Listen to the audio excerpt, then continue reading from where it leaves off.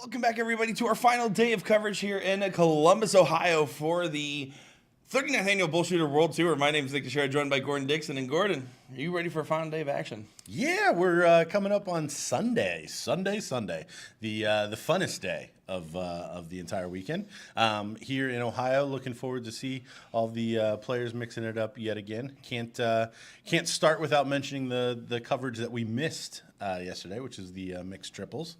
Yeah, mixed triples. We did actually record the final, and we had it streaming on twitch.tv/Reactor360 for some bonus, no commentary coverage. But the winning team, Kat Middleton, Mike Segal, Philly, and Tyler Snodgrass getting the win there. That's pretty good, and stopping Olivia Terry on the perfect run. Yeah, from the, I believe, Team Hufflepuff. Well, Gryffindor was already busy. Yeah, fair enough. Snodgrass. I can't. That was definitely a Harry Potter reference. Oh, absolutely. But, of course, today we have some great teams and great action, right? With the pro doubles, a couple of very tough ones in there. I think Trevor Sellers, Kerry Thaxton, definitely a viable option. You saw a couple in there? And I want to bring up Trevor. I talked to him yesterday because we were talking on the feed. A little disappointed as he was, obviously, when I spoke to him about his finish in singles, especially seeing how well he was playing yesterday. And he said he didn't have that many bad legs when he ultimately lost out to Seth. It was a 6'2", plays 5'8", something along those lines, and that just kind of happens. He said that one time that we saw him and he missed 3 clear at 32, that was really the one time. Yeah, the biggest thing that he kind of wanted back. But yeah, it was a good run for him yesterday, and I think he's geared up for today. Yeah, and his partner Johnny Lane that he played with in that Pro-Am. Of course, very interesting to see how he performs in the amateur doubles, seeing if they make a deep run on there. Yeah, I believe a father-son or maybe brother's team. I'm not familiar with a family's sake team. Family team. That's what they got going on in the amateur. The other thing to look out for there is we also have Kirk and Brant Lucas. Yes. Who are the winners from yesterday? Same difference. We're just talking last names. I'm talking first names. They won yesterday, double dipping Steve Gramlich and Brad Adams.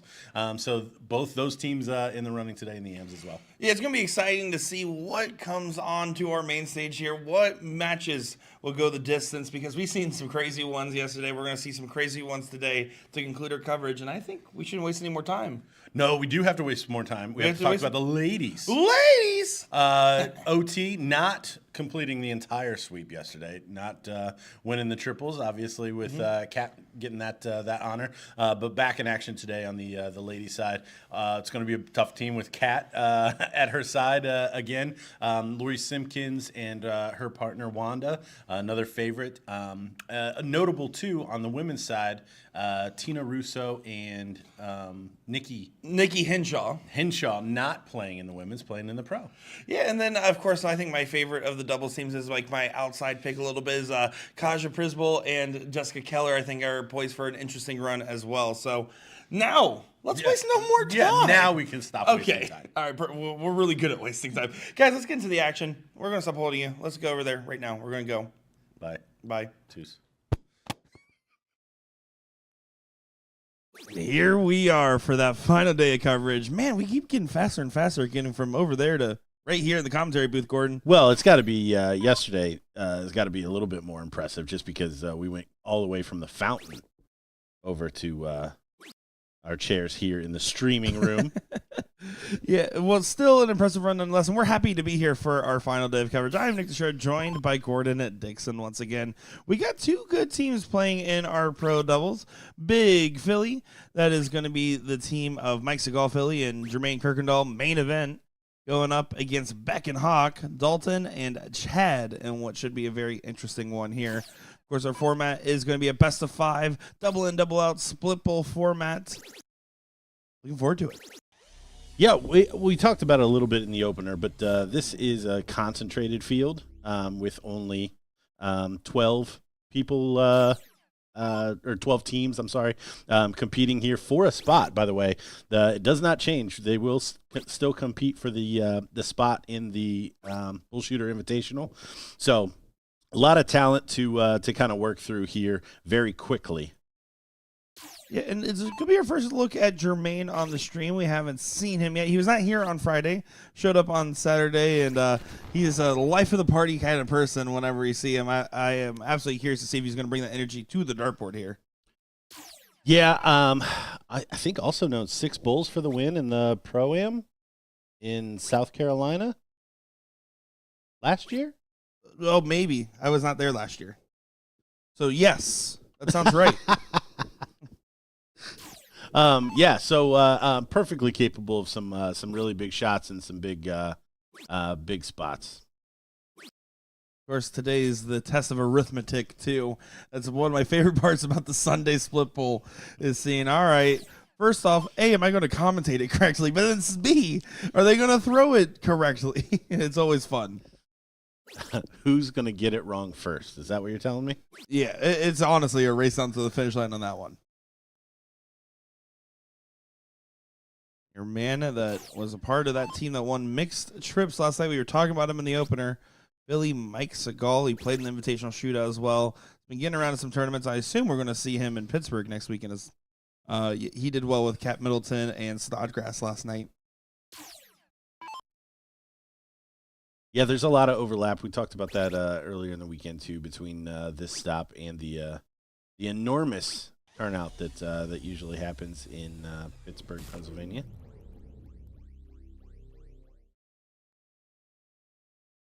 Setup shot here for Jermaine. Leaves the champagne shot on the return. Nothing wrong with that one. Wanted to obviously a little bit more juice on it, but he's not going to be mad about that squeeze.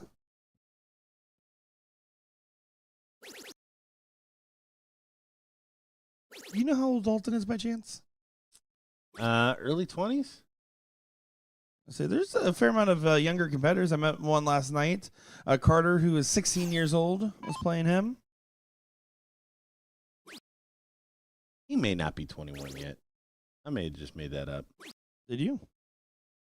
I probably should know that because Dalton's been around for a while, playing at a pretty good clip. There was a stretch where he was winning events, pretty much everything that he entered.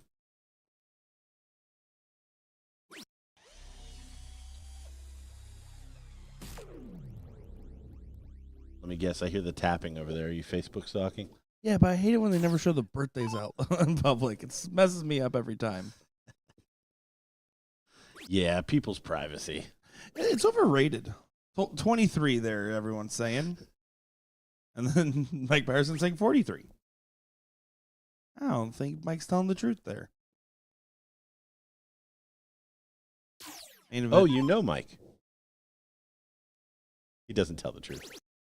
I know he hasn't made an appearance out in tournaments in a long time. That's what we were talking about the other day in chat. That's not true. I just saw him in December. All right. I don't know anything about Mike Patterson is what we're finding out. But I haven't seen him coming along all weekend. And we appreciate all of you commenting along all weekend with us. So we've been having a lot of fun seeing everybody have a good time here in the comment section or in person. And if you're enjoying it, make sure to hit that follow button on whatever your preferred viewing platform is. Philly doing a good job there. No chance at a freeze here. Jermaine going to get a clear shot at that 40.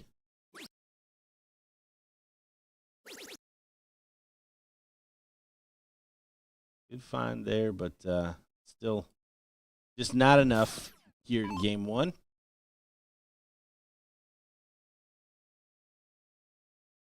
Over there having a laugh with the partner. He said, so the double 20? No, the double 20. If I hit a single, can I hit another single? No. You're going to have to hit a double 10. You can, just not advised. That's fair. Oh, and he comes inside. The 157 will have a chance. This would be a big one. Dalton perfectly capable getting a whack here.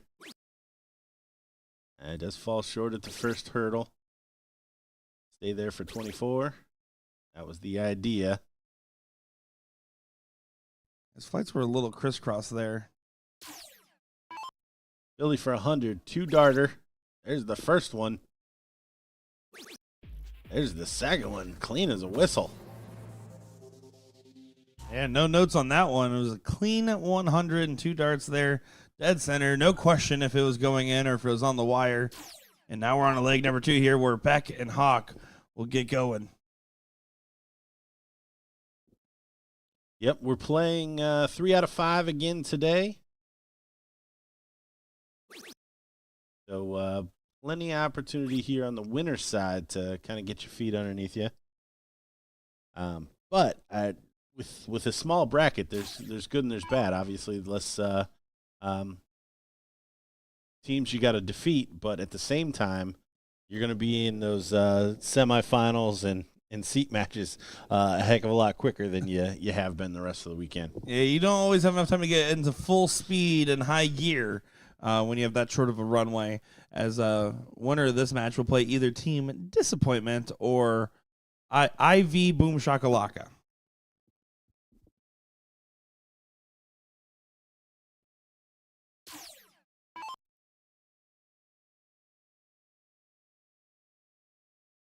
Curious Team Disappointment. Travis Brewster, Sam Vanderpool. Team that we have not actually seen on our main board yet, but would like to get a look at some point here. And then Boom Shakalaka being Patrick Atea and Ivan Brown.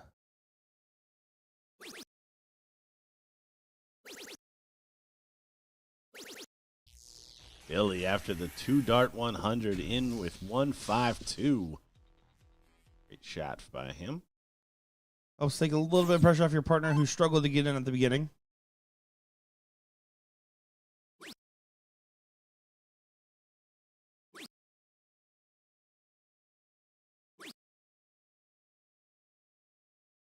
Dalton's showing some frustrations there.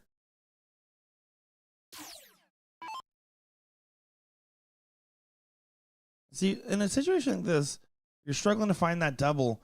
Just would prefer a switch to maybe one of the side segments there. He's not missing on the horizontal plane. It's all the vertical plane there. Just maybe jump around a little bit, especially after missing the first 3. Any double to start scoring is a big help, especially in a freeze format.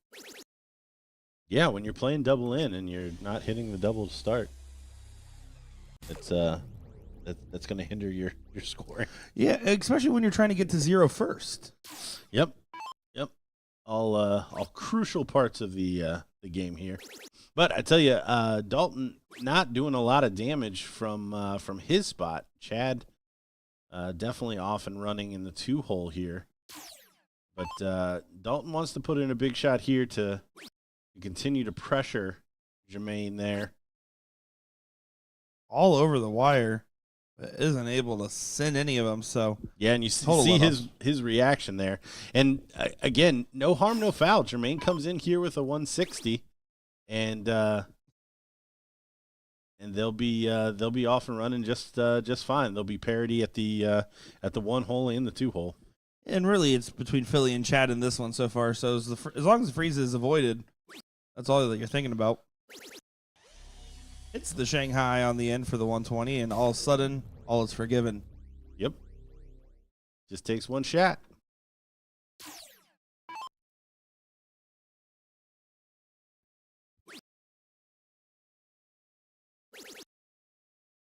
We let you know that my dad and grandpa were watching behind us as we were going there, and my grandpa's wearing a very grandpa outfit today, and I just appreciate that from him. Very consistent. Playing the part.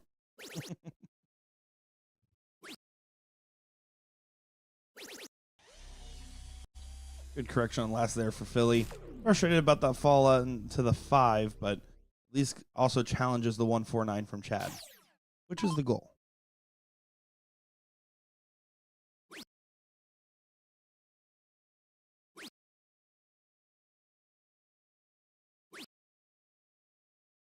And Dalton just not close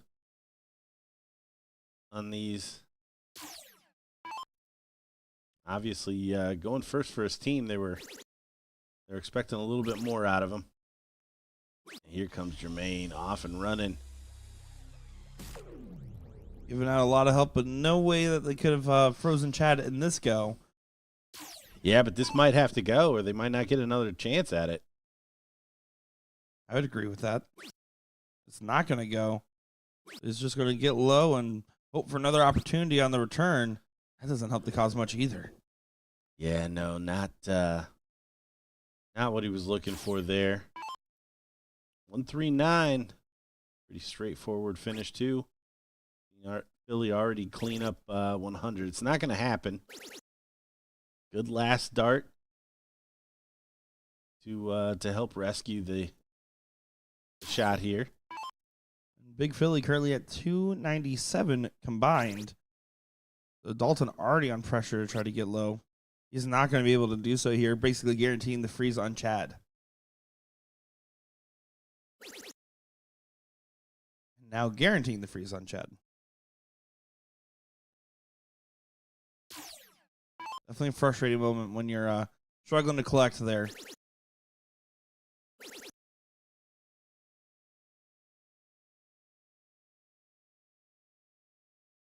Curious of what my grandpa was wearing. He is now standing in camera view back there.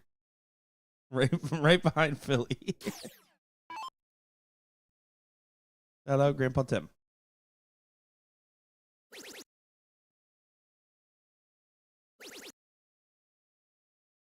$34.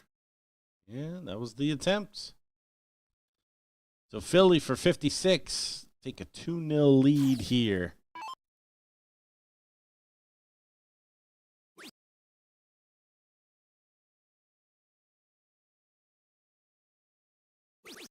Nails it. There it is. 2 for 2. Very convincing on his double 20.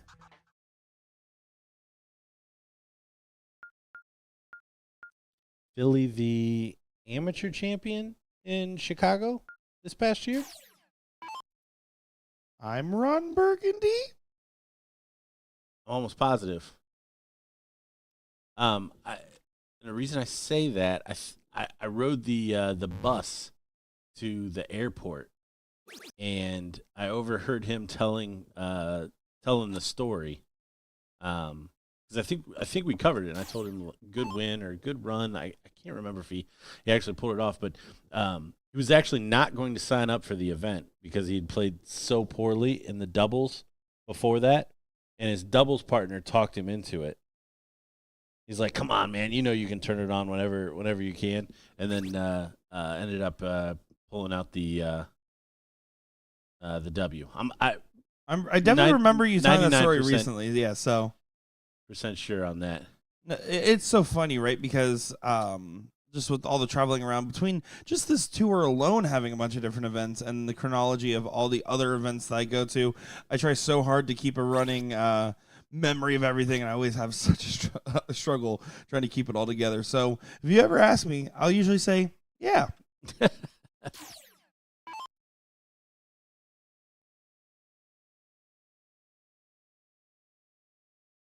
Jermaine thinking he got away with one on the double one there to start.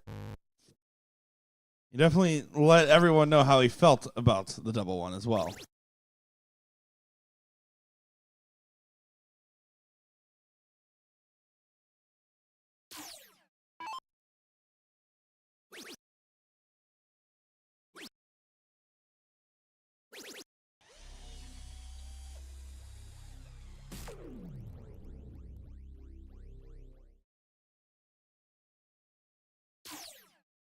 Dalton looking for a little bit of redemption on this go around here. It's definitely shown us potential with all these wires, but just not actually able to collect on these big shots that we just want to see out of him here. Yeah, definitely expecting more out of Dalton. I'm sure Dalton expecting more out of Dalton, but very steady play for Jermaine and Philly. Would have taken some shots to defeat them regardless, but a stroll in the park at this point for these two.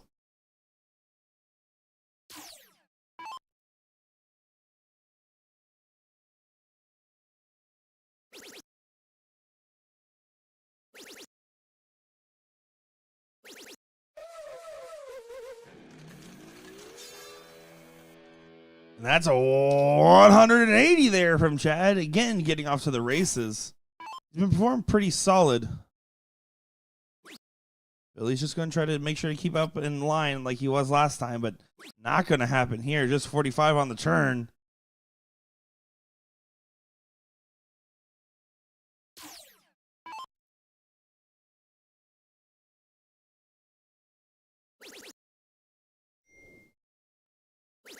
Sorry about that. That's all my fans. Why it only went off twice. 3 times. The first one was in my pocket. Did you say the first one was in your head? Yes.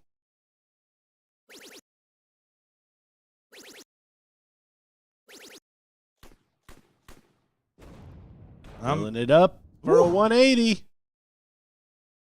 Absolutely love it. Getting ahead of Chad, who hit one in his previous go here. Yeah, Chad. You see the frustration here. Just trying to stay straight because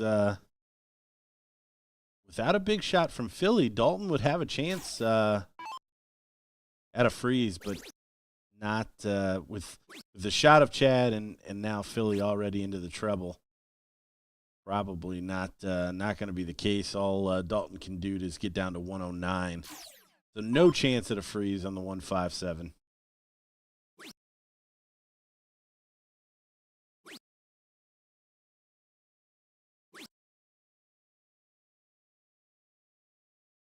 Here we go. Main event to send them to the top 4 against either Team Disappointment or Boom Shakalaka.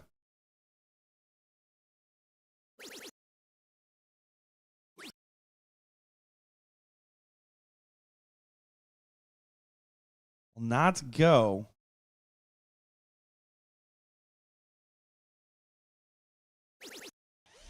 Let's leave 32 though. Tease it up just fine.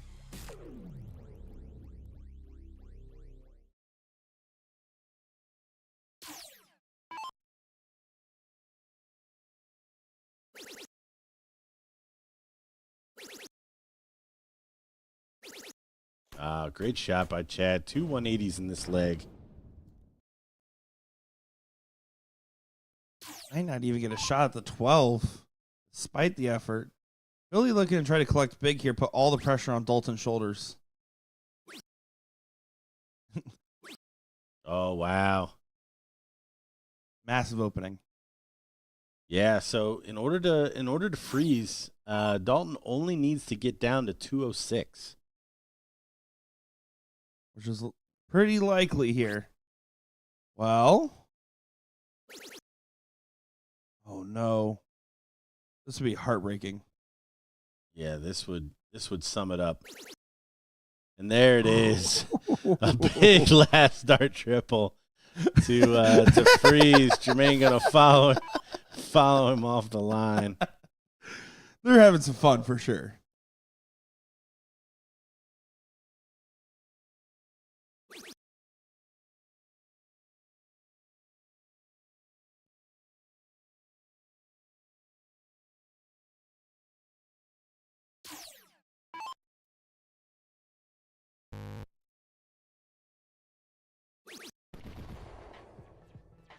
There you go. Leg on the board there for Beck and Hawk. Change your order. Change your order. Mid-match is such an awkward time to do it. Here's the thing. Chad should not be the one asking for it. Yes, I do agree that they should change their order. Dalton needs to say, hey, I'm struggling right now. Do you want to take over the reins? If your partner ever says, do you want to take over? That usually means, please take over. Yep. And you just take over. That's the secret there. Otherwise, if you just say you're demoted, you're also looking at a potentially different problem. Well, if that's how you approach it, yeah, you're probably not a good partner to begin with. No, agreed, but it's just a better safe than sorry with sometimes here.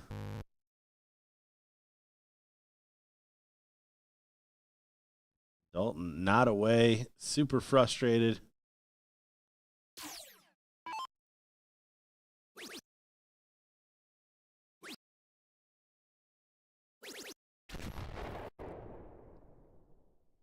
Billy doing his part.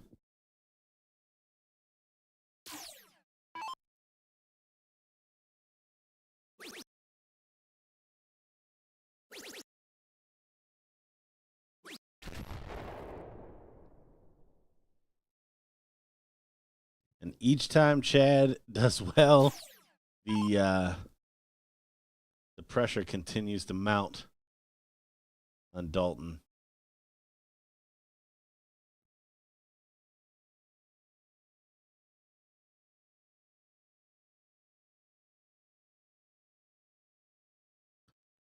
Main taking his time here. Already hit 180 in the match so far.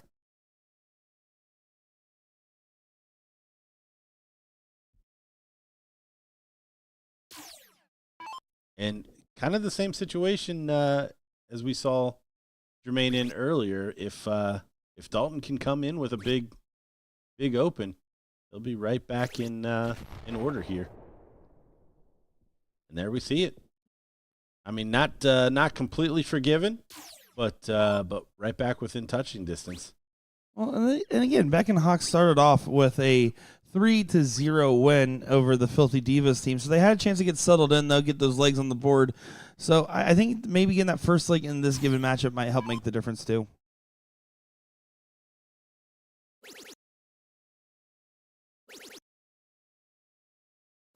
Chad Becker, third 180 of the match. He's throwing really well right now.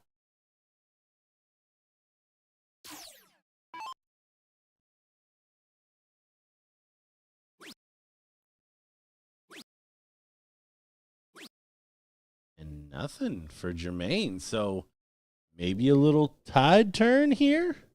A little, what do you say, Hucklebucking? It's not a hucklebuck.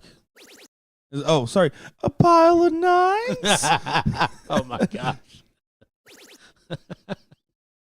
Are you allowed to fire the guy pushing the buttons? Is that possible? You pushed a couple yesterday on the machine. You were doing just fine. I did after you literally told me the exact 3 buttons to push. Well, you got to start somewhere, don't you?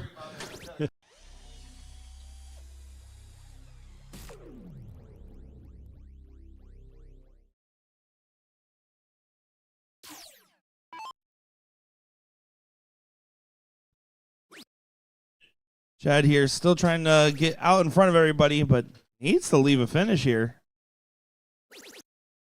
Does do so on the last. Yeah, was that a 16 to leave the big fish? I think so. I think so. Jermaine finding trouble. All right, so 2 dribbles needed from Dalton. Stay within touching distance. We'll leave him a finish, too. So outside chance, Jermaine does not have one. Philly does not have one. And Dalton ain't going to have one either.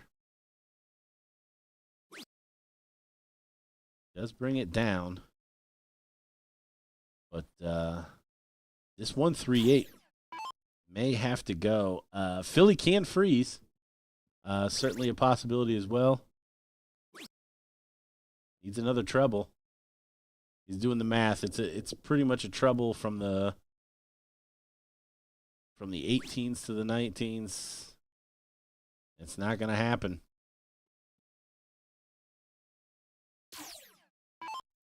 So Chad to tie it up, 138. Not going to happen now. Yeah, he's up 40 there in the last start. Main event can hit a big shot here and potentially lock this one away. It has been a little bit of a sketchy one towards the tail end. Yeah, certainly not the dominant performance we kind of expected. I called it a stroll in the park, but it's been anything but here at the back end.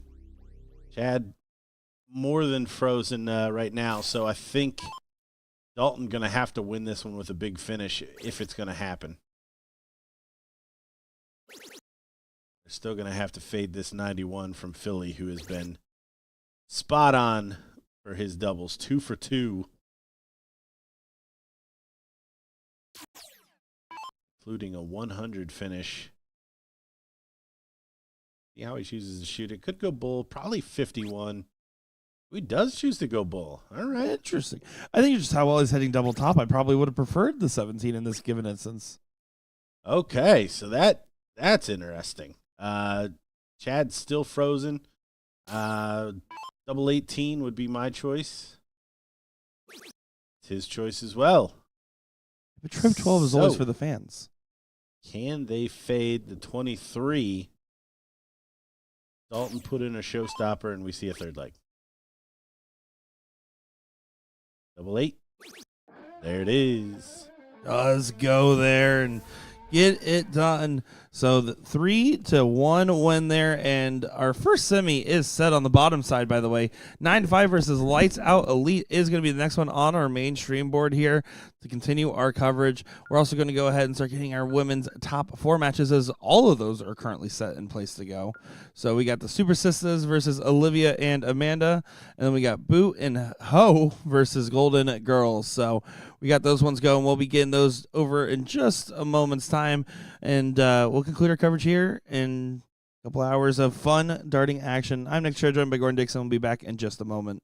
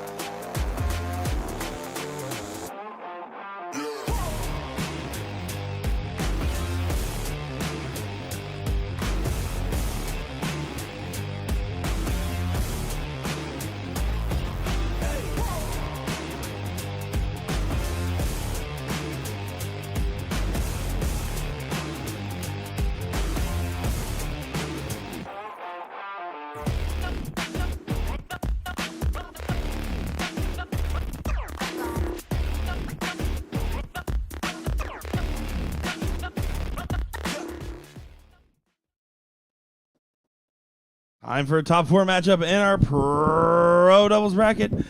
Looks like they are off to the races here. They kind of snuck up on us. I was over here looking to see when they got started, and they are wasting no time in this one. But my name's Nick Sherrod, joined by Gordon Dix on the call here. Yeah, that is one thing that starts to happen on Sunday. These players start to realize that there's a light at the end of the tunnel as well. First time getting Kessler on the stream this week. We've mentioned him a couple of times, but I don't think we've seen him in action. Everybody else has graced our streams. Yeah, we got everyone else here once, at least once, because we saw Carey for a little bit, like you said. Very interested to see how they perform, because Trevor Sellers, his performance was seriously incredible yesterday. I was thoroughly impressed, and I've been impressed with him before, but that was probably the best form I've seen him in. Just consistently finding that 6+ gear. If he channels that today, he'll be all right. Although Carey, of course, a little bit of X factor, dealing with that foot injury, not been playing as much. But when the Axeman's on, he's chopping it down. Yeah, no, that's certainly an element here. I think for George and Brandon. Brandon's going to be the question mark there, but seems like everybody there's parity again in the 1-hole and in the 2-hole between both these teams right now.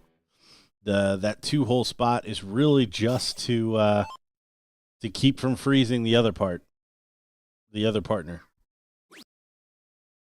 So who can do it better? Big last there, rescues the shot. 180 can get carried down to 217. So no chance at a freeze here. And George Daniels at 101 is definitely a scary one on the board. He was incredible on Friday. He had his ups and downs on Saturday. He wants to be on an up today.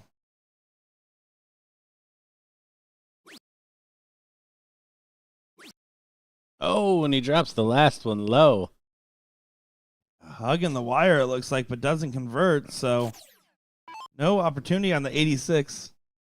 Yeah, frozen. So job done for George. I think Trevor confirming.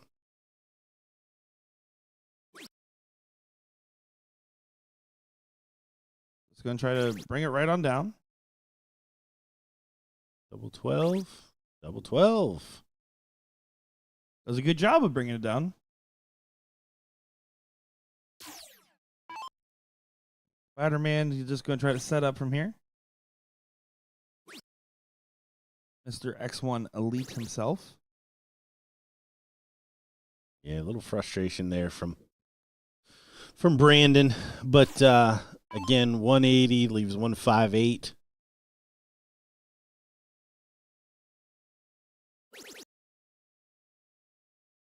So freeze is an opportunity here. Freeze is done.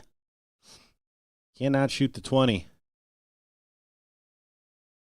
Great course correction there from the Axe.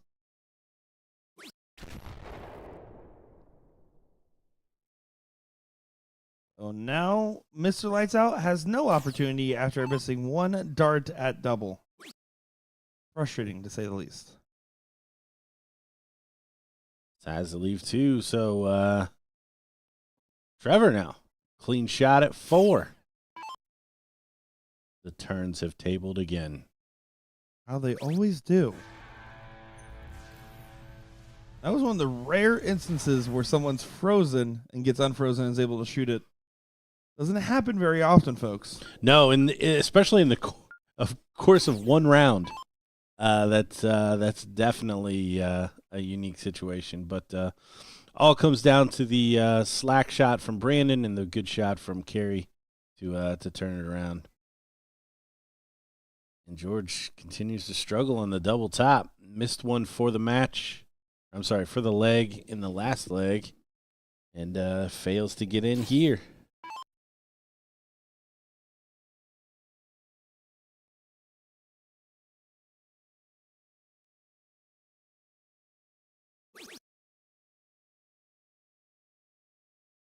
For those that are unfamiliar with the freeze rule, pretty simple. If your partner's score is higher than the other team's combined score, you are not allowed to win the game. So if the other team is at a combined 201 and your partner's at 250, you cannot win the game. That's all it is. Of course, I say that's all it is, but when you're at the Aki and you're throwing, you're like, wait a second, hold on. Am I frozen? Am I not frozen? It's like I can be a great chalker, but the moment I'm up there trying to throw, it's gone, or vice versa, it seems. I'm not a great chalker for the record.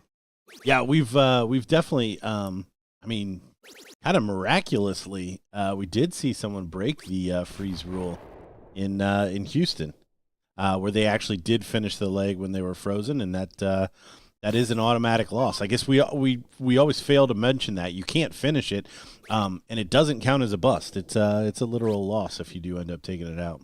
Yeah, it's so rare. I mean, at least my 14 months on the tour, that was my first time seeing it here. I've seen it in league play, because again, Kenny Doyle loves to take out frozen games to punish you if you're his partner. But no, it's very rare to see. How did I forget that? You told me that. I thought I would never forget it, and I forgot it until you just said it again. That is wild. That if you freeze Kenny Doyle in league, he will take it out anyways. Certainly made me a better player. I took my lumps with my own partner and opponents alike.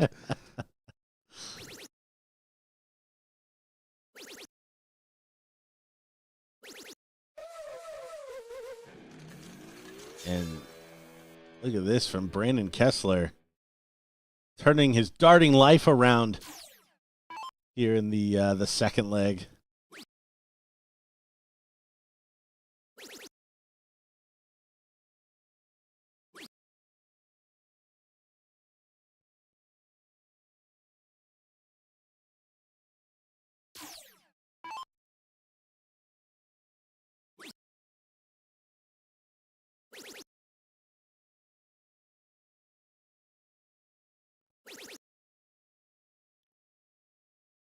George finds both sides of the treble 20 there. A bit of a struggle leg for him now. Yeah, and again, you're picking it up when your partner's feeling down, which is fine, but it's better be just the consistent combo when it comes to a freeze format. Kessler will more than likely be the first one out of finish here. Yeah, and it's really a sprint from him. He needs to go out in 6, or he may not get another shot if George can't turn it around. And he left a lot to do there with 145 or 155. Sorry. Yeah, that last start felt like a big oof as you're just trying to get as much pressure off your own shoulders, knowing that there's already going to be a lot there. Gary not adding too much to it. Does find the trip on the last. A combined 408 means that right now Mr. George Daniels needs to hit a good amount here to make sure Trevor doesn't hit perfection and lock it up. Looking for around a 140 minimum.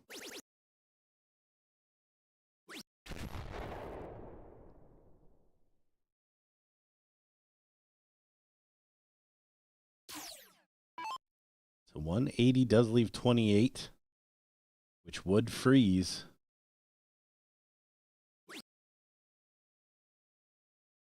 No freeze on now.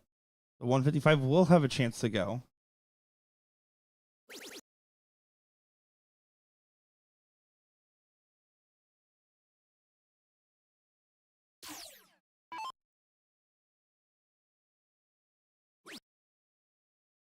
The 155 won't go.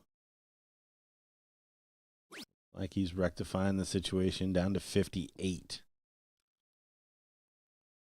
Carey needs to put in a good shot here, take the freeze opportunity away so Trevor can shoot the 114. Good switch.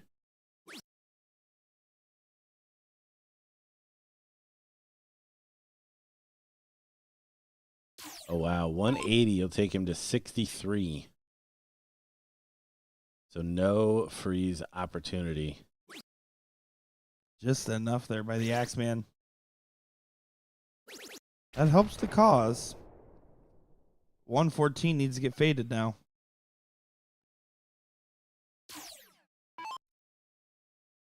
Trevor Sellers trying to sell himself out on this opportunity. Needs to talk himself into it. Yeah, 114. Only need one treble.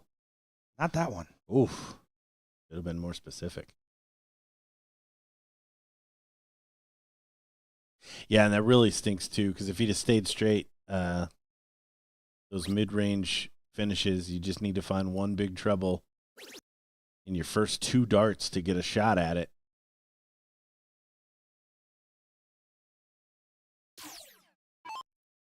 No freeze, so 58 in play. Oh, on a drop of the dart. There it is. Brandon Kessler taking it out. Tying it up at 1 apiece.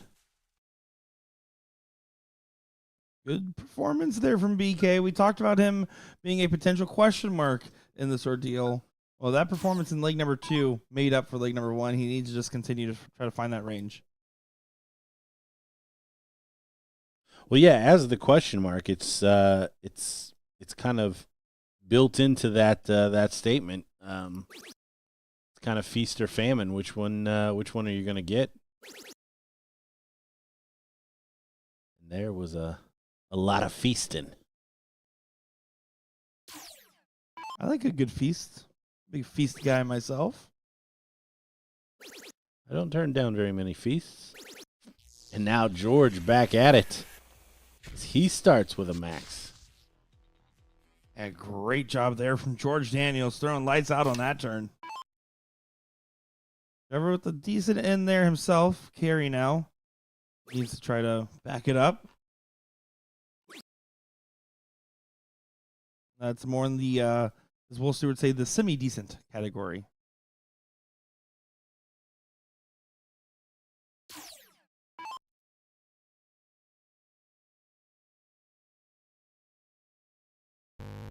Good switch on last, but that was well outside on the switch there.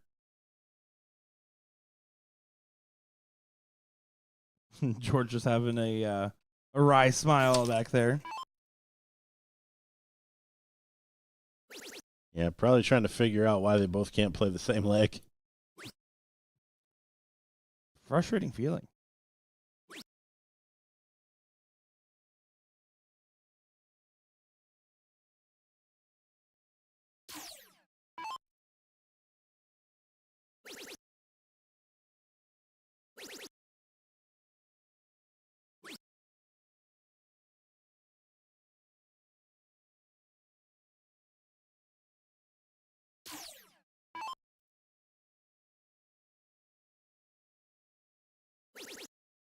Air needs a big shot. Try to punish that non-open from Brandon.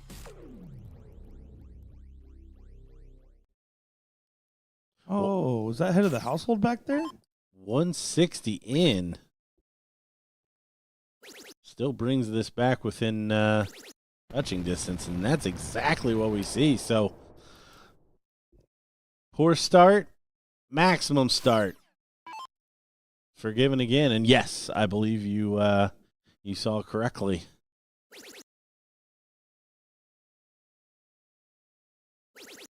TT in the house.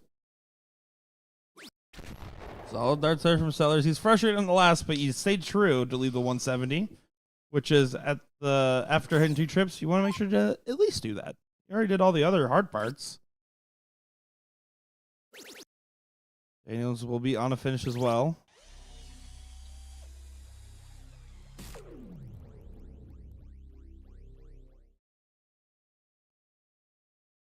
Just a reminder, folks, after this match, we are going to begin a top 4 ladies doubles match. The Super Sisters versus Olivia and Amanda. Then we'll get our King and Queen seat matches. Fortunately, did want to get a look at Team Disappointment playing Big Philly there. But just for bracket positioning purposes, we have to get that one going.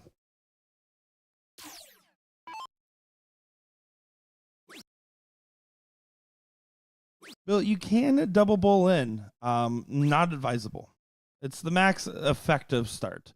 If you're going for double bull in this format, more often than not, you're going to get burned by that bridge. The extra 10 points doesn't really help the game state, and you can still go in 9 darts on a 160. But yes, You are correct. It is technically a 170.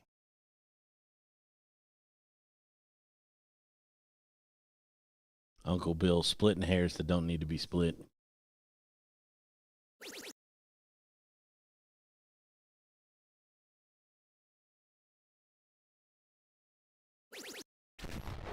This brings it down to double 15.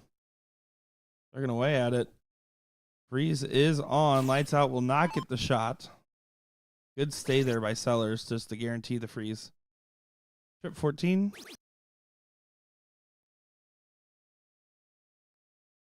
Eight. It's all the way down to. I guess he did want to get all the way down to the previous attempt, although the double 17 was not the one I would have expected. But job done. Gets all the way down. I think job done's another one I say from you. I've been borrowing a lot of your Gordonisms.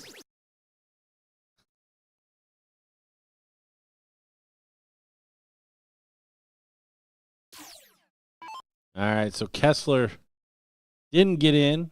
Then he got in with a 160. And has since been right next door to awesome. That's a round of shots right there. 9 points on the turn. Double 15 from Trevor Sellers. I don't know if that was a fist bump or if George just missed hitting Brandon there on that one. He saves his hitting for the board. That was going right at it here. And it does pay off. 9-5. It's another one on the board. Is that a Dolly Parton reference? Working 9 to 5. I was hoping it didn't turn into that, but it was just a question.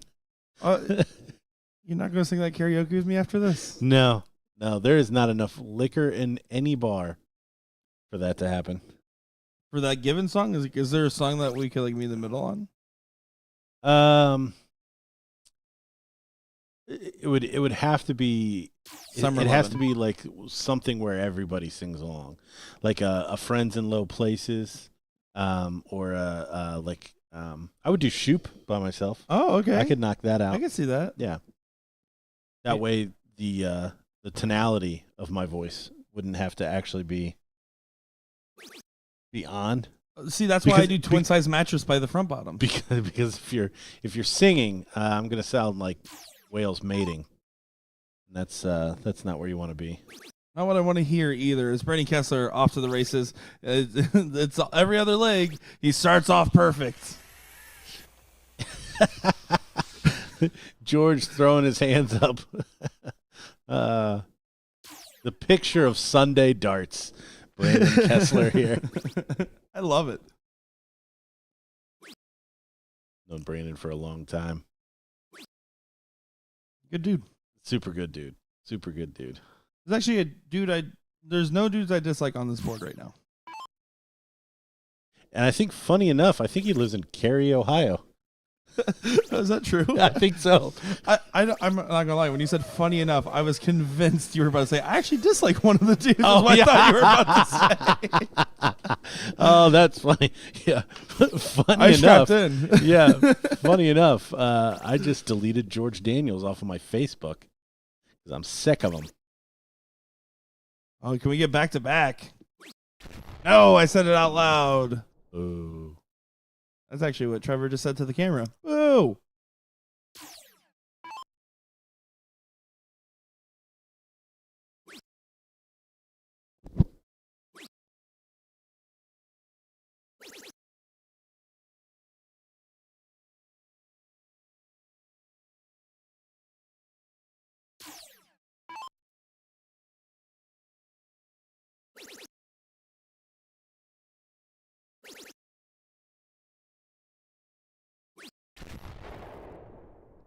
Gary with another 140.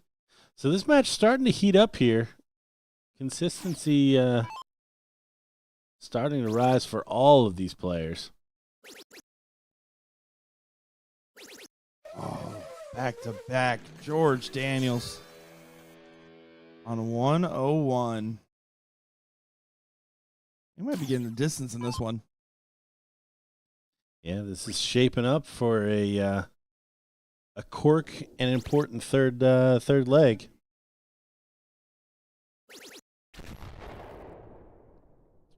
Not to a finish, but Trevor doing his part. Stay within touching distance. We want to shout out our top 4 teams in the men's doubles amateur 501. Fairly registered and FAAFO. And then on the other side there, Brandt and Kiki, who we talked about, going up against Who Cares, a rematch of the amateur doubles finals from yesterday.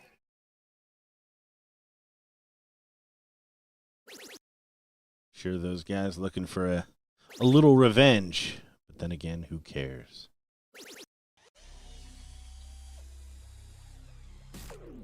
He does find the treble and says that it's number 1. 159, not a finish.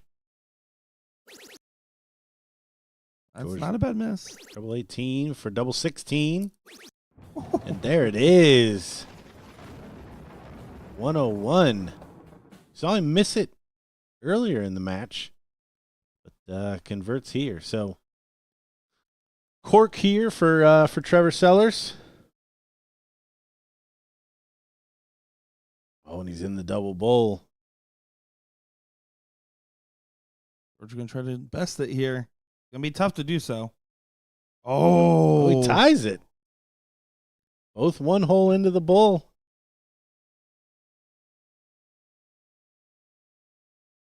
Oh, that's a blocker if I've ever seen one. If you're not going to hit it, put your dart there. Trevor looks so annoyed at the start. Oh, man. George is smirking in the background. Do your best. You just got to just throw this dart with some extra heft on it. You're trying to drill it through there. Now, I'm surprised Trevor stepped into the left here. I think he did get him. Did he? Yeah. He's one hole out. George's second dart was 2 holes out. That's so impressive. Of the double. Yeah. No. That was, I was second guessing him stepping to the left, but You must have saw the line. yeah, clearly he had a line there. Yeah, 7 to the right is also the same direction I would have gone. Just it seemed a little bit of more uncontested airways. So important start to this, but double in always adds a little bit of a additional element, but Trevor going to squash that straight away with his shot. And Trevor's still being the most consistent of the bunch so far. And look at that, giving some stuff on it too. 152 in. Yeah, wins the cork and starts perfect.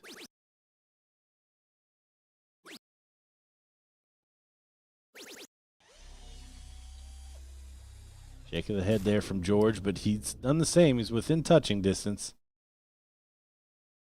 And going against the darts, it's going to feel frustrating, but you're getting 100 plus on your end, you're doing just fine.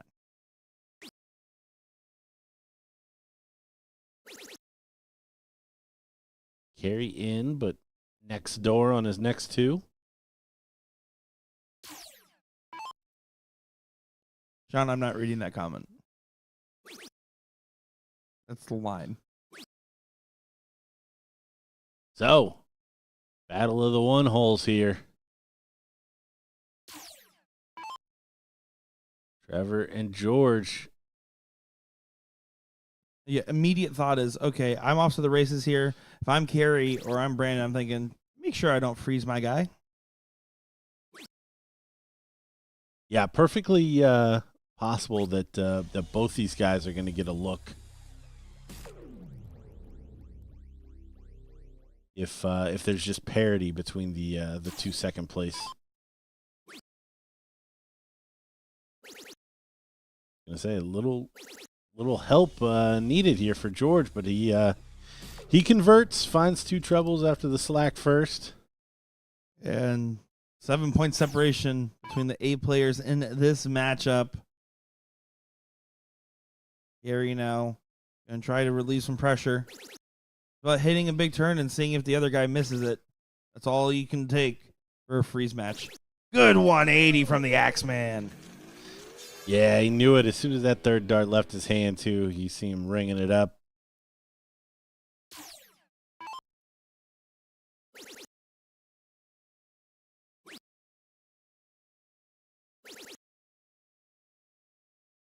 Just kind of a pedestrian turn there from Kessler, 92. Not enough to really cause immediate danger, but enough to start questioning the viability of the freeze. Yeah, Trevor really needs to leave a finish here. He's well on his way now. Look at this. Look at this. Trevor Sellers, everybody. George is right on his tail, though. Continuing to fight along here. The freeze is coming into play, though, potentially, especially if Carey backs up with another good turn. It is a finish, though, just in case you're not frozen. But if Carey hits a big 180, it might be all but over. Yeah, the freeze, definitely a big possibility here.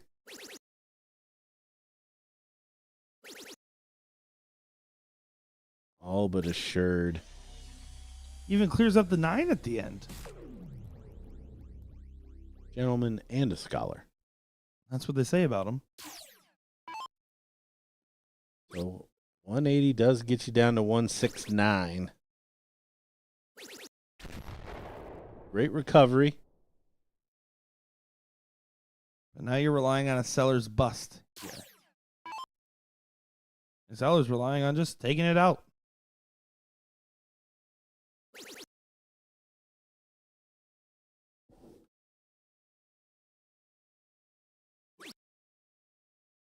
I'd go push the button.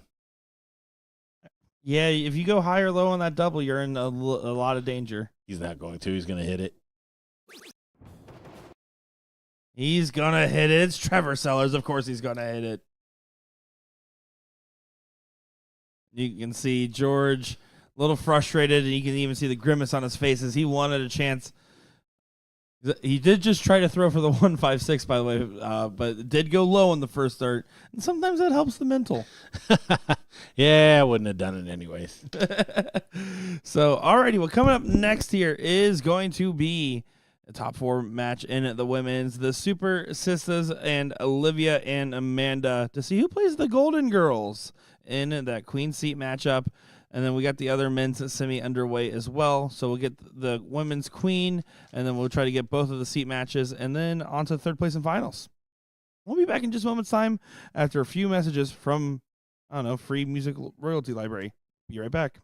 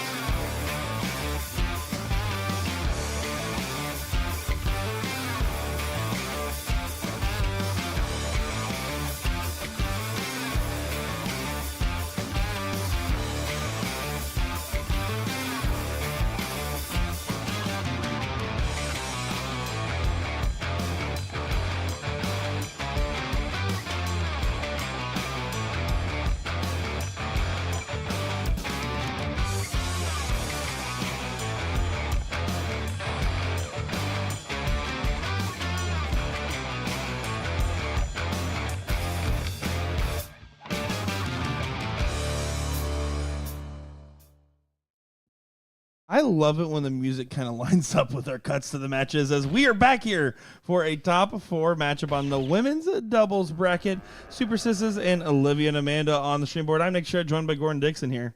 Yeah, I like when we jump in and somebody's on a 6 starter. They're halfway there. Right? This format is brutal, by the way.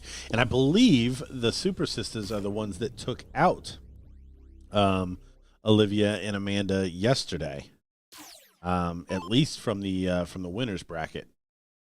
So I think there's a little revenge maybe built into this one here. Well, and Olivia played each other in singles as well, where that match was down to the wire. I know Olivia Simshak here took out a 128 in leg at number 1 against Olivia Terry, and they went the full distance in that one.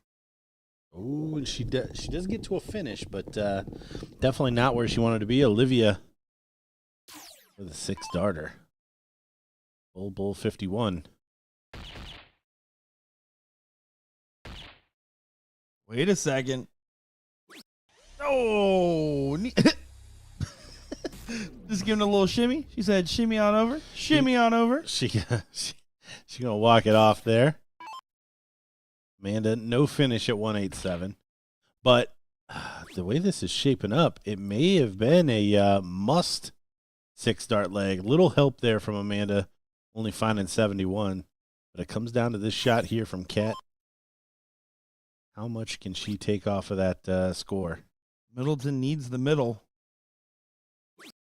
Doesn't get it. Not going to happen. So 121, so 120 or less. Need to find just one bull here to do that. Does do so. Little bullies it in. Freeze is on. I do need to apologize to Kat Middleton. Last night, after or before they started playing their match for the trios final, I saw her, and standing next to her was Philly. I had a dart tip in my hand. I went to try to throw it, hit Philly in the head, and it just nailed Kat right in the head instead. So shows my aim. So sorry, Kat. You're very nice. I really was just trying to do with the Seagal. Oh, that's funny.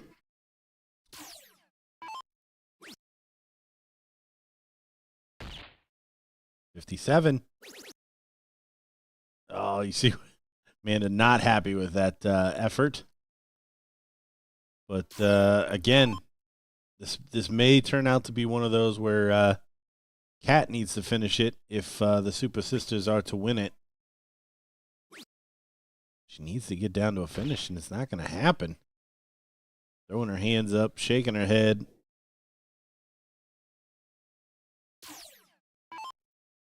This is also not the first leg Super Sisters would have lost today, though. I did lose one against Team Filthy, which is another tough team in this bracket for sure. It's not over yet. O's just going to hit the button. Mando got shot 48. Kat needs to bring it down, and then you got to fade 6 more darts. It's a big ask at this point.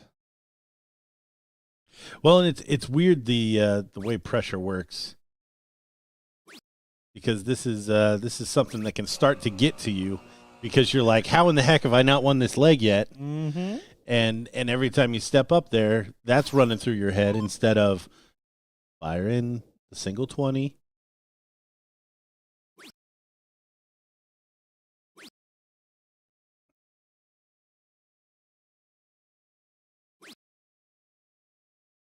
Your partner Cox in the chat down there. Hello, Melanie. Great to see ya.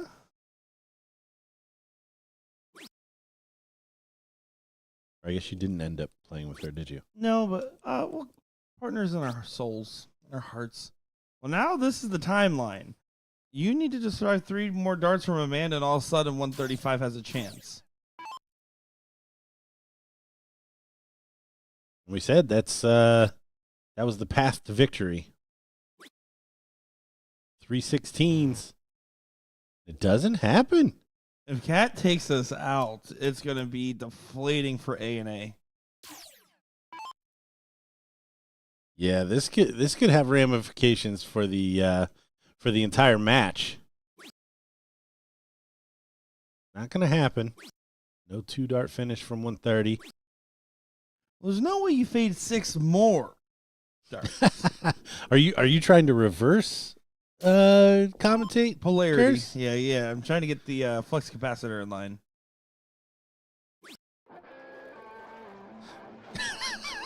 Go ahead and clip that glance over from Olivia.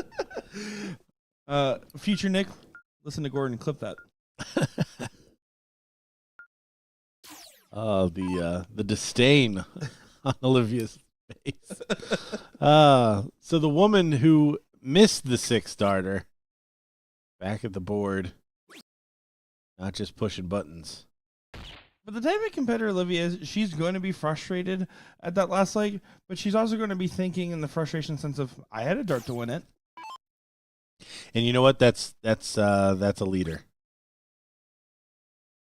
That's exactly the right mentality, especially in these freeze legs.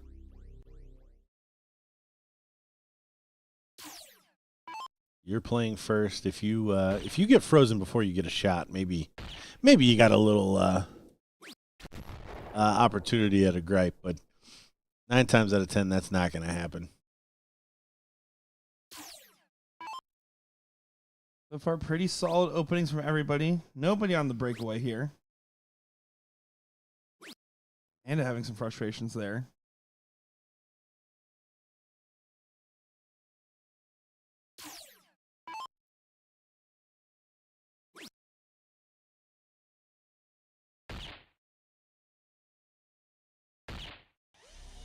A solid shot from OT from the TO.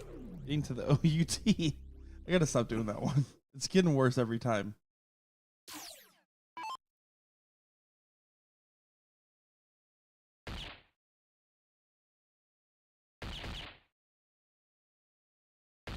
Look at this.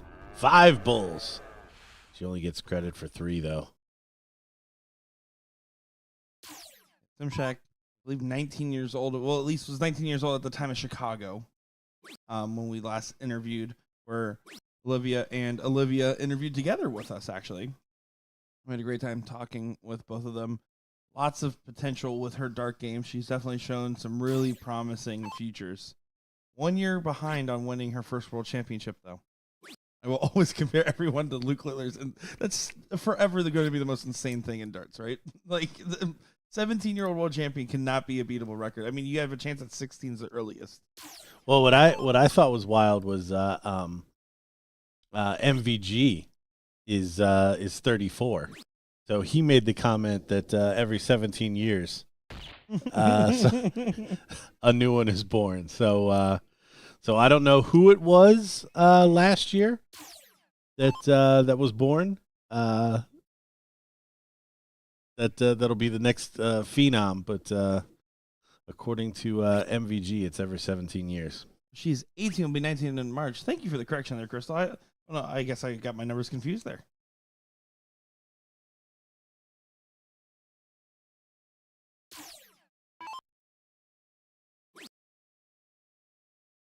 And well outside. Kat's still having her struggles here. I mean, definitely not showing the signs of the Kat Middleton we are very familiar with, but Amanda not punishing it this go around. Well, filling it up here would hurt. It's not going to happen. So 4 not going to have a chance. 17 looking mighty tasty for Olivia Terry. She's going to get a little dance in before. Oh, always has to keep up that high energy. A low energy Olivia is an Olivia I've never seen. Oh. See the fake celebration here. We're just going to hit the button, though, for Shimshak.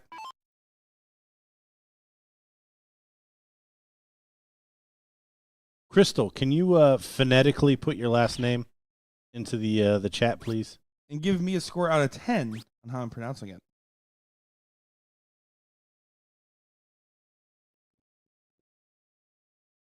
You have no faith in me. I don't. Breaks my heart. It could still be very interesting, by the way. I needed to find that dart one hole lower. Yeah, still no shot at the 4, but got to imagine Olivia's going to find the single this time. She imagined it does. as well. Here we go. On to a last league decider. Currently 1-1 in the other pro 501 game there in the top 4. So we're going to see how this one finishes out, and then we'll probably stay here for the women's doubles queen seat as well.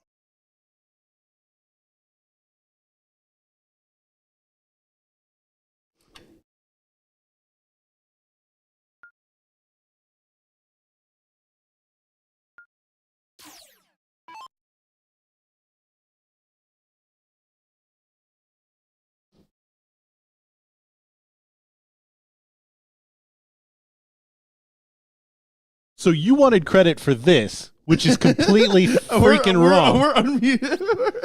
Listen, don't let them know that we were arguing. Crystal, we've been having a whole on debate. I was talking with Olivia last night. I was like, I know better. It's not Smith Shack. I kept and Shim Shack. That's how you were saying it last night. I will say that's what you're saying. But you came in today and said that she corrected you. No, I was saying Smith Shack last night.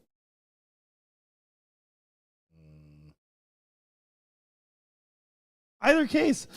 It's recorded, by the way. Yeah, I was saying Smith Shack last night, and then Olivia came up and corrected me. And then Crystal correcting you for trying to correct me. I definitely almost threw out an F-bomb there. I had to remind because you. Then you took credit for this being right, which is the Facebook pronunciation. I don't think we're allowed to work back-to-back weekends anymore. Yeah, right? I'm driving you crazy. Thank you very much, Crystal, for the clarity on saying your last name. I did tell Olivia last night, though. I said, if it makes a difference, I remembered I needed to remember the pronunciation. That's what I told her when we were talking about it. And she said she forgave me. Because, again, a lot of people will be knowing her name as her career continues to progress. Very impressive. Frustrated in this moment, but mechanics, the form, it looks good. She's actually reminds me a lot of Asia Jalbert's throw as well, another young, talented 4-time ADO youth champion, and now just won her first ADO national title as well. Yeah, I was definitely following along, at least in highlights for the tournament out there, and she was always in the mix. Very cool to see. Well, when you have Rhiannon O'Sullivan and all the Welsh ladies saying you need to come over to the UK, that's quite the honor right there.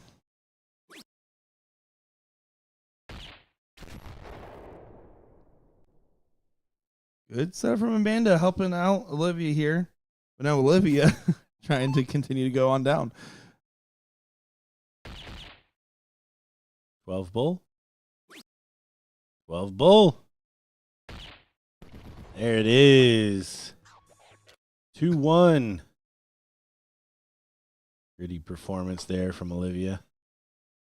Yeah, that was a solid performance overall. There was definitely some highs and lows. That was, again, a match that could have gone either way, and they're not going to waste too much time as, again, that top 4 match is still playing on the pro doubles side, so we're going to stay for the ladies queen, Golden Girls versus Super Sisters. They're going to take a quick moment to obviously get some refreshments and get ready for that next one, and then we'll get the women's queen, pro doubles 501's seat match, and we'll continue on from there. But I'm Nick Sherrod, joined by Gordon Dixon, and we'll be back in just a moment's time.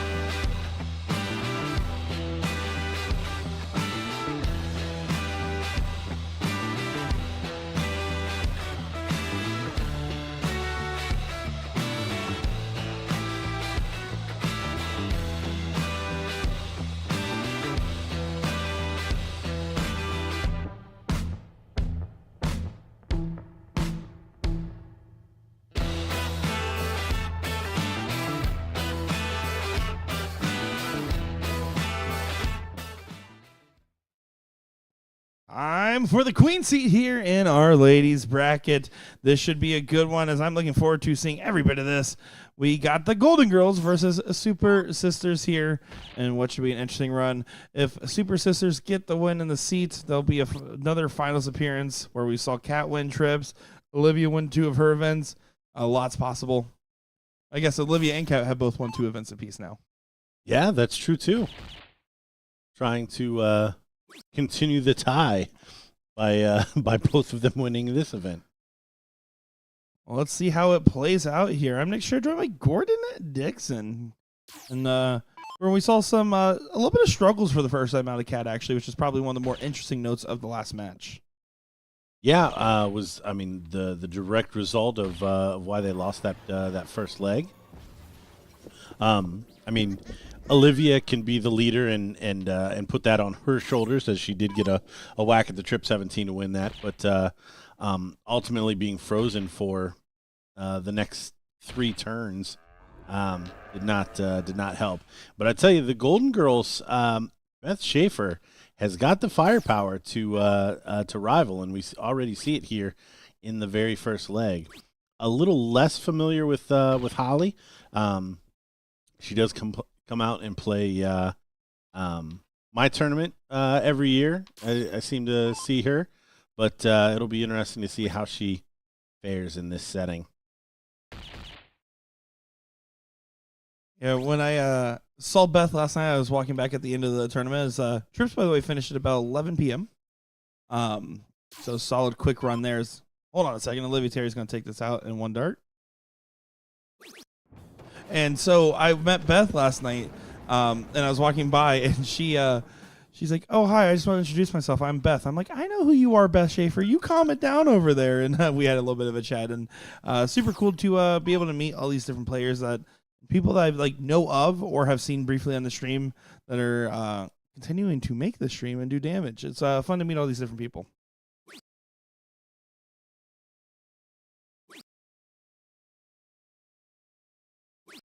Yeah, this is certainly one of the teams that, like I said, does have the firepower to match up. But we did not talk about in the opener. So I don't take that as a slight on our commentary. I think that's just a testament to the field that we've got here.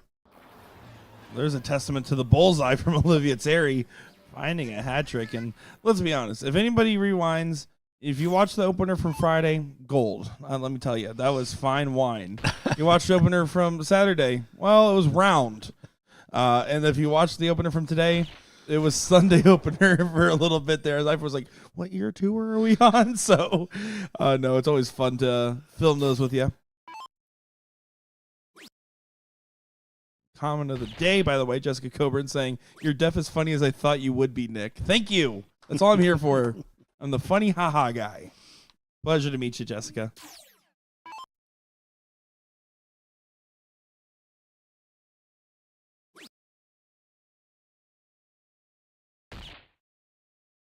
Another bowl lever a finish. Not going to happen, though. So Olivia Terry, for the second time, 4 legs. 5 legs? 4 legs. 5 legs. On the sixer. It's on the sixer. One better. That time equally high. One higher, yeah. I was going to say the exact same thing. Yep. Went high on the treble 17 that time.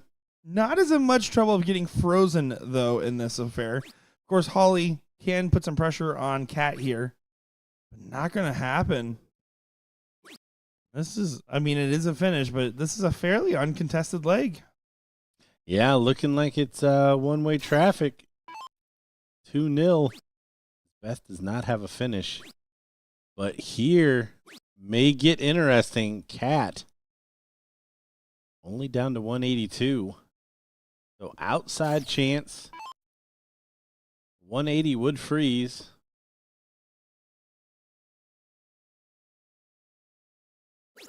Oh, she went for it. I just like that she knew the position that she was in.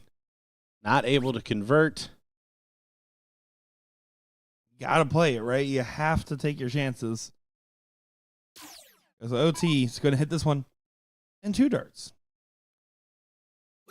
I'm just kidding. One dart.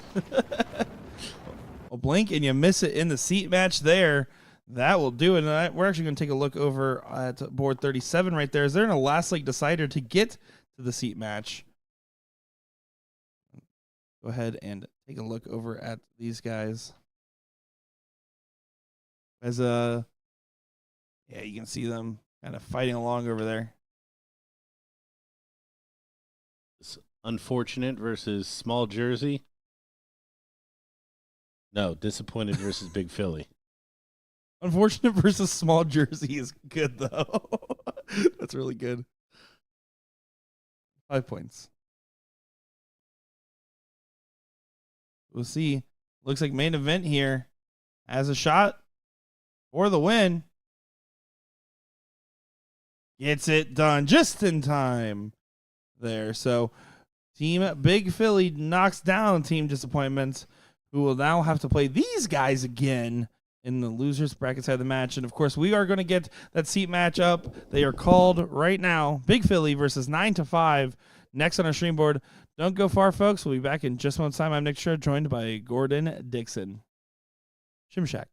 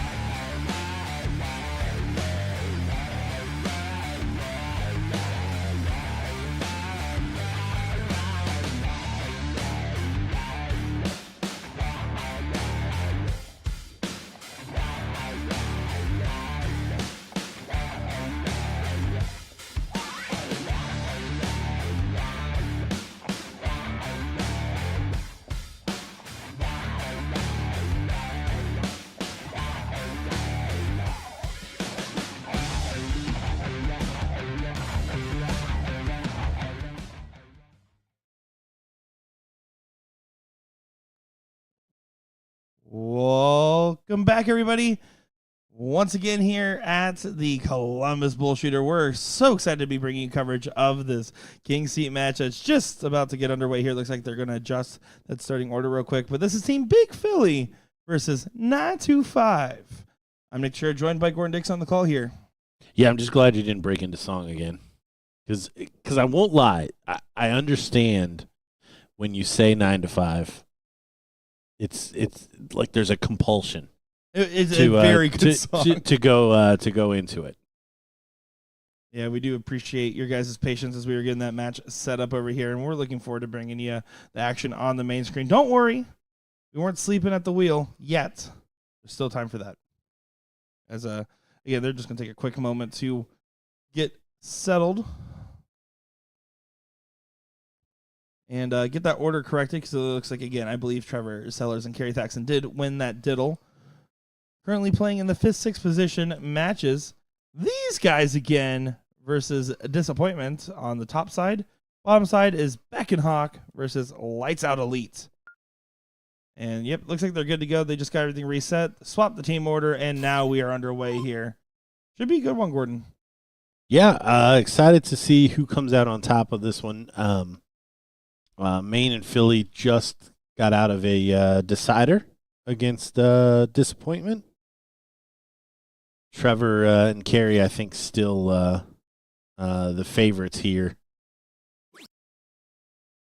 from what we've seen on the stream thus far.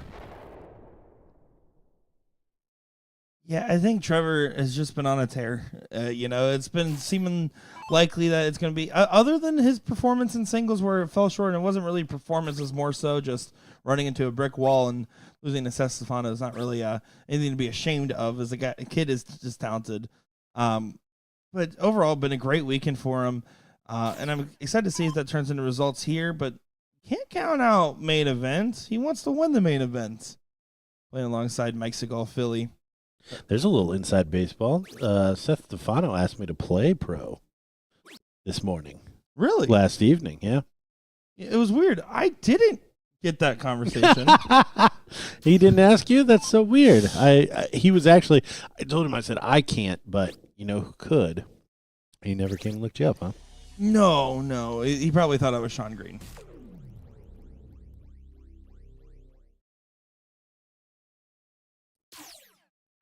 Sellers out in front, tied with Mr. Philly so far. Yeah, and I will say we did see Jermaine a little early in the day the last time, so perfectly possible that he is at full bore, because he can get going and really find some special moments on the dartboard. Like this one. And right on cue, he hits a 111. Well, it looked really good though. Yeah, we gotta talk to the powers that be about the hitting outside the double noise. Mm-hmm. That's super offensive, and the next door triples should not sound like the main triples. That should be like a womp womp. Yeah. Yeah, something maybe a little bit more high pitched, shrieky. Yeah, well, don't worry, guys. The G4 coming out someday. I don't know. I don't know nothing. But, yeah, I would love to see some different sounds up in here. Some more condescending graphics if you hit a 111. Yeah, or maybe like if you hit the lowest possible low ton, it's like just sadder than it's like a 149 is the same graphic as a 100. Well, Sellers and Philly have been saying chalk. Main event can try to go on a breakaway here, though, as Gary will not be able to leave a finish from this position. Reminder, we're back to that pro format, so it is going to be double in, double out. Split bowl, of course. Yeah, important shot here for Jermaine to set up an outside opportunity. Also want to bring it down as much as possible. Try to freeze with Kerry sitting back on 360. He'll be looking to have his score. Gary giving himself a reset. Looking over at the match next to him. Match right next to that stream board is going to be that Beck and Hawk Lights Out Elite matchup, currently 1-1. Oh, and he doesn't find a treble. Only 40 scored. So, possibilities. Big shot here from Philly. Yeah, it just needs to get below 119. Shot's still on. Oh, and he's not going to do it. So Trevor is going to get a look at the 112. May have to go. Must hit 12 darter here. Yeah, I don't think we're going to see Carey freeze Trevor and then unfreeze as we did earlier in the day. As we see Trevor miss the big dart to get to the finish. Should be maybe a 45. Yeah, 45 is probably the route here. You're just going to try to get as low as possible. It's the big 15 there. Maybe just so he has something to do on his next turn.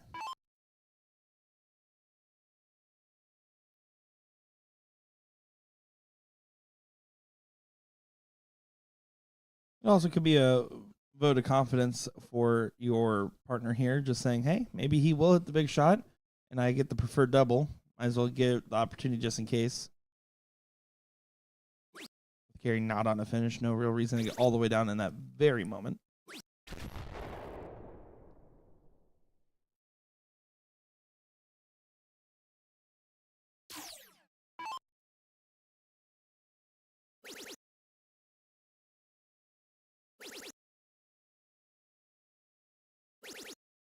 Yeah, good recovery after the first, but most likely not going to get a shot at this 32. And heck, Philly, the 154 in play.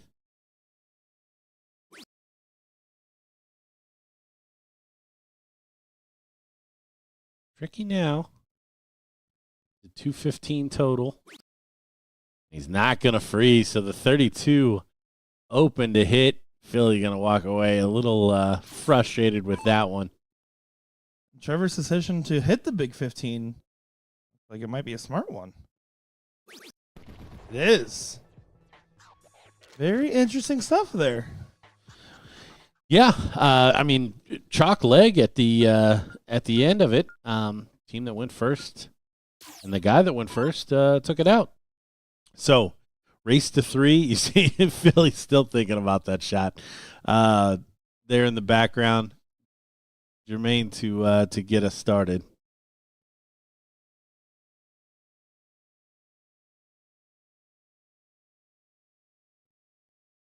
Had to grab some more aiming fluid there real quick.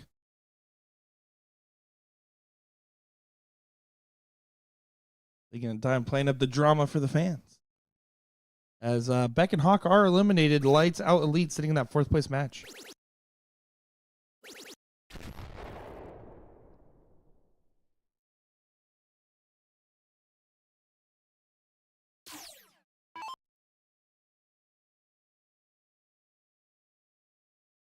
Joe Hedrick at the board for these guys again. And to take it out. It's not going to happen. Back to the match. Hey! Nailed it. Well, that was a near perfect in. He was intending the double 16, but you'll take double 8, trip 20, trip 20 anytime. Every day of the week. Bare minimum on the assignment there from Philly. Gary's going to try early on to apply pressure.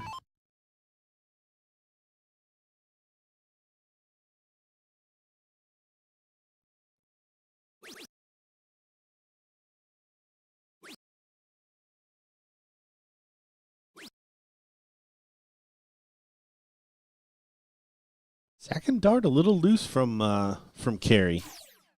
Much wider kind of margin of error than I've come to expect out of him. Jermaine, though, back into that treble 20. 2 triple turn after a good open. Trying to run away with this one to tie this up at 1 apiece. I will say, Kerry, when I saw him playing the Florida BullShooters, Kerry and Taylor did make the trek over there. His singles run left a lot to be desired, but that mixed doubles final, where it was Tim Adams playing alongside Caitlin Myers, and then the Thaxton duo, was probably one of the most entertaining mixed doubles finals I think I've ever seen. It was the biggest time I probably ever regretted not being able to stream one of those as we were shutting down the hall. I had to stop. I had to stand there and I just watched that match. Everyone was above a 5. It felt like every leg. It was so intense, and he was in top form then. I don't know if his injury was after that with his foot. I wonder if that's a factor in this, because especially if it's on your dominant standing foot, it might be hard to practice. Yeah, signs of brilliance like this. Mine's a 180.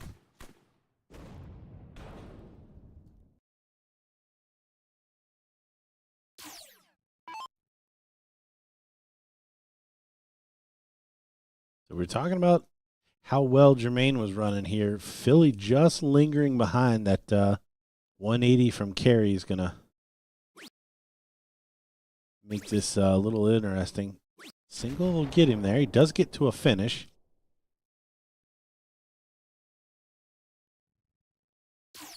But a couple of big shots from 9 to 5.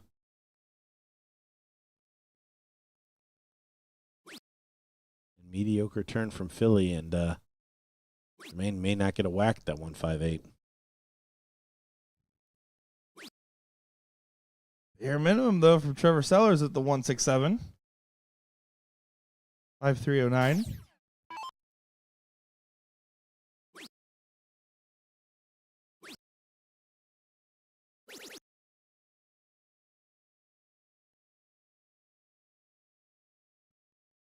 Rescues the shot a little bit there.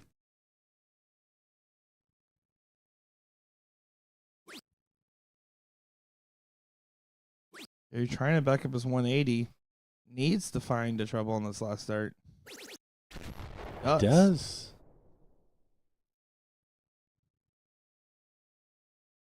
So 327 total for 9 to 5. So 158 certainly in play.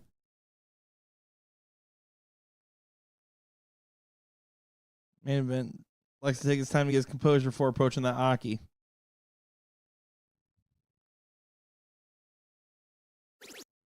Oh, it's on. Another trouble. Double 19. Oh, he goes high. 158, one of the most difficult finishes. Not the biggest, but certainly one of the toughest, just because of the change from the top of the board to the bottom of the board. On top of the fact that nobody likes double 19.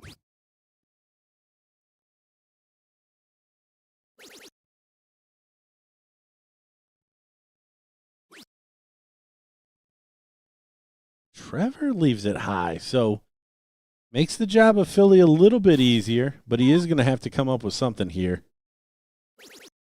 Keep that 19 in play. Oh, unfortunate on the last start there, because you almost felt like there was a chance that was going to get sent down with a 140 or more. Yeah, so 92 or less, and the freeze will be on. And there is also the opportunity to take this out. The good news for Kerry is it doesn't really require a whole lot of moving around the board. And stay on that treble 20 to both take it out and bring it down. Just needs to miss the one. I didn't know where the last start went. I didn't know either. I was like, whoa. Did he do it? Did he do it? Jermaine stepping up, frozen. Should be a 15. I have a feeling it's going to be a 17.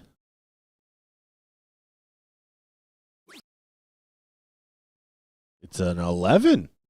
You need to bring it a little bit lower just in case. That's a progressive game. I think just with 86 and 77 being where the sits are at, I think you want to consider doing max, as you can leave yourself on pretty low numbers here. But triple 14 or triple 18? Triple 14 for 32 to take a 2-0 lead here. Oh, and he comes inside. No finish for Philly. And the other good thing for Jermaine is that 8 will not come into play for Freeze and Philly, at least for the next turn. But they are going to have to fade the 77. And now Carrie just needs to get under 40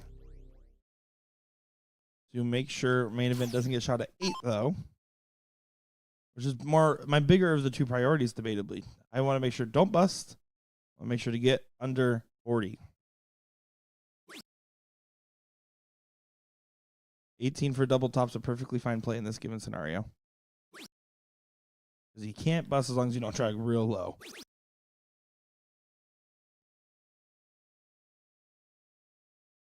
The biggest risk there was going outside to tie the 56.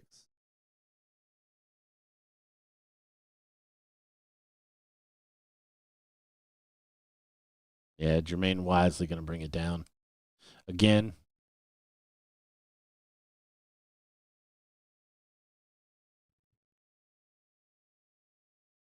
deciding whether he wants 2 or 4. Decides on 2.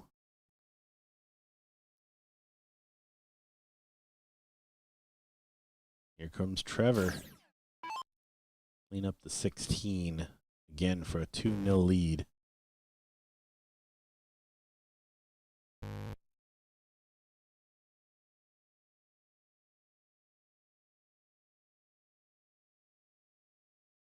Jermaine rooting hard against Trevor.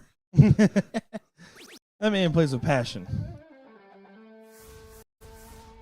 2-0. Jump now for, sing it, 925 over Big Philly.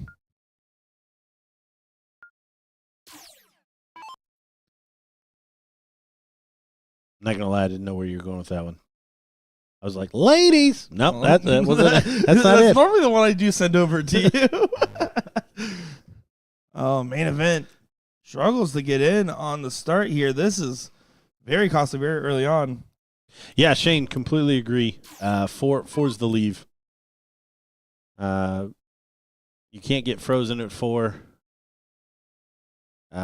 If everybody gets, if it's a battle in that sense, and it gives you a room for error. Easy for me to say. No, man. So yeah, it's 4 makes the most sense. Yeah, I don't really disagree there. I can try to justify it all I want, but 4's fine. Let's leave 4. Let's have a vendetta against the double 2. In that case, we'll get over it. You need the double 2. Hope you are doing well, Mr. Sugar Shane Johnson. Pleasure to see you in there.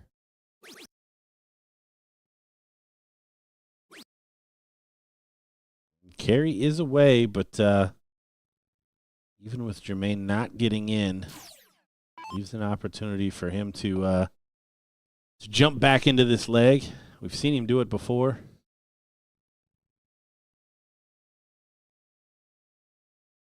And yeah, full frustrations. 6 starts missed. Trevor should be pretty keen to punish it here, and Carrie in at 460. After this, we will begin the finals of the ladies' bracket here, as they are currently just now starting that 3rd place matchup. We will get the finals to see who plays Super Sisters in that matchup. And there's an exclamation point for Trevor. 180. Remains still not in. This one looking tough. See a way back for Big Philly. Yeah, Tyler, I don't know. The tongue was swollen on that one. I'm not one to judge. Given some of my commentary escapades as of late, I showed you that clip from last That clip that you showed me was hilarious. Yeah, I mean, honestly, I can't wait until we progress further in the game that, it doesn't need to be 2 guys for 14 hours a day. Back to back days. That will be a nice or our careers progression. Our careers may be progressed to the point where low lights like that get put in compilations on YouTube.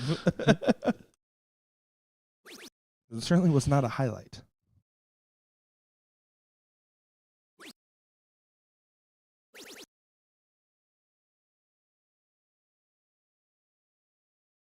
Sellers, the man out in front here. Billy and Gary basically chalk.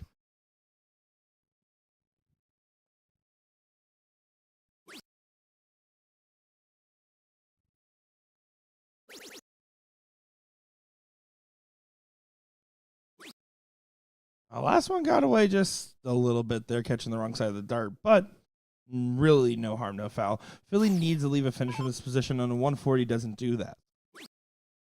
Smartly switches to the 19s, back to the 20s to leave the 170. Doesn't get there, though. Good board management, not execute. Yeah, I said it a couple times this weekend. Smart darts are not always good darts, unfortunately.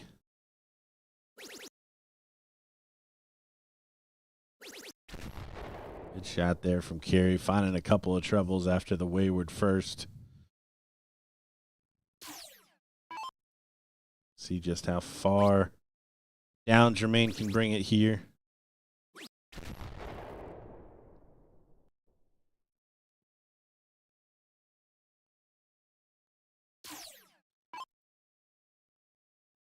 .148, first crack at finishing this match. Shot is on. Can stay there. I did treble 19, I'm sorry, for 16 is the shot, and it is converted. So 16 when he comes back, because he will be back, and he will be shooting 16.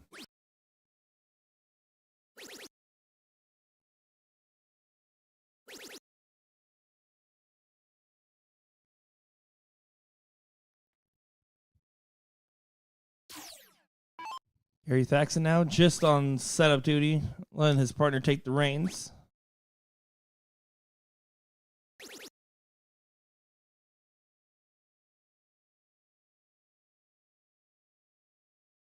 Excited to be out there, Trevor. Looking forward to it.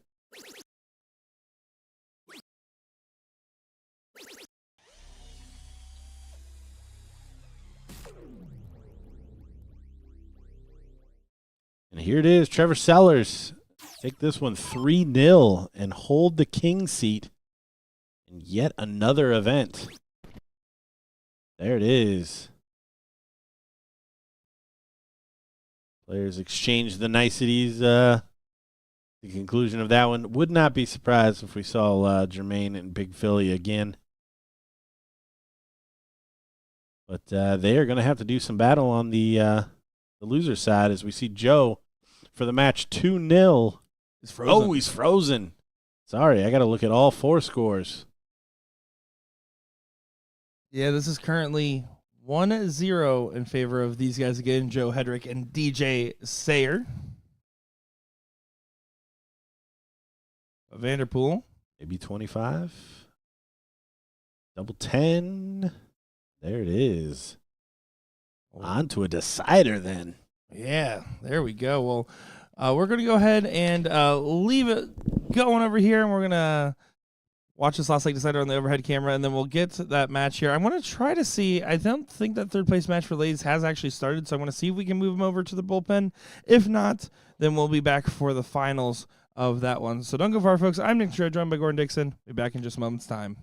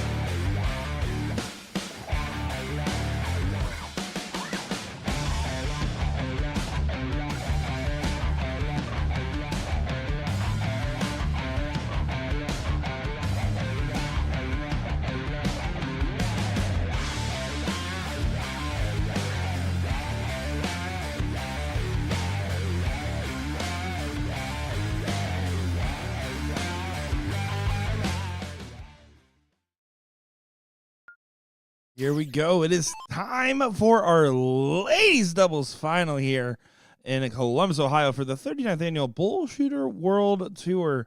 My name is Nick Teixeira, joined by Gordon Dixon here, and this should be a wonderful time watching some great matches on our board. This is a rematch of earlier in the bracket. It wasn't the queen seat. It was the top four. It was a 2-1 win over Olivia and Amanda for the Super Sisters. That's Olivia Terry and Kat Middleton.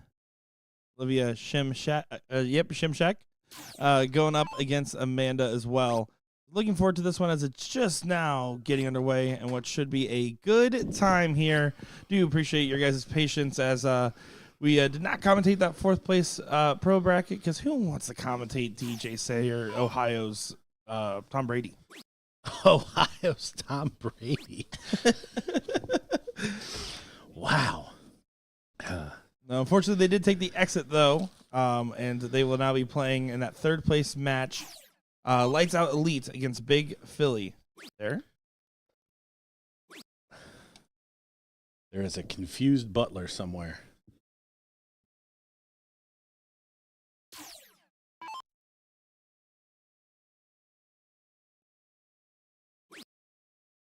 Now, Olivia has been having a great time on the Bulls for the most part.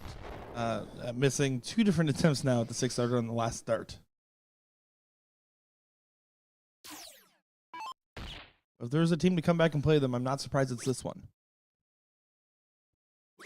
Yeah, no, I think we may have even said that when they beat them the first time.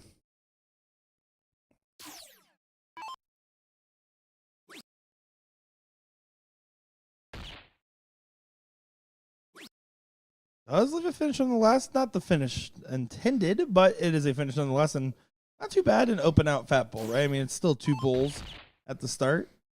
Amanda going to try to do herself a favor and get to a finish as well. Does do so.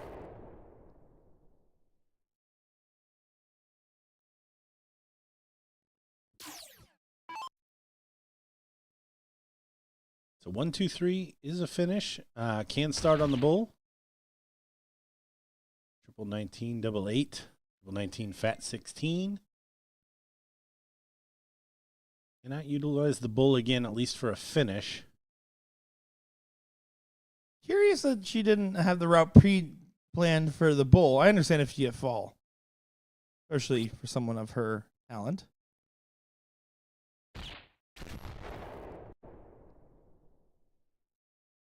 Well, in either case, got to 19. Interesting way to get there, though.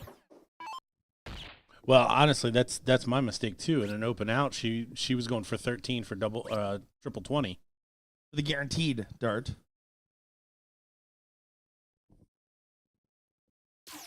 Yeah, here looking to collect. She doesn't even need to take it out. Just a couple bulls here helps so much in the run, and those flights are crossed. Yeah, she she built a little tent over top of that bullseye that time. So it's not her intent. So 155 can be finished here, and it can be finished by utilizing the bull. Hey, you still start bull here, and choose your favorite of the cricket trebles.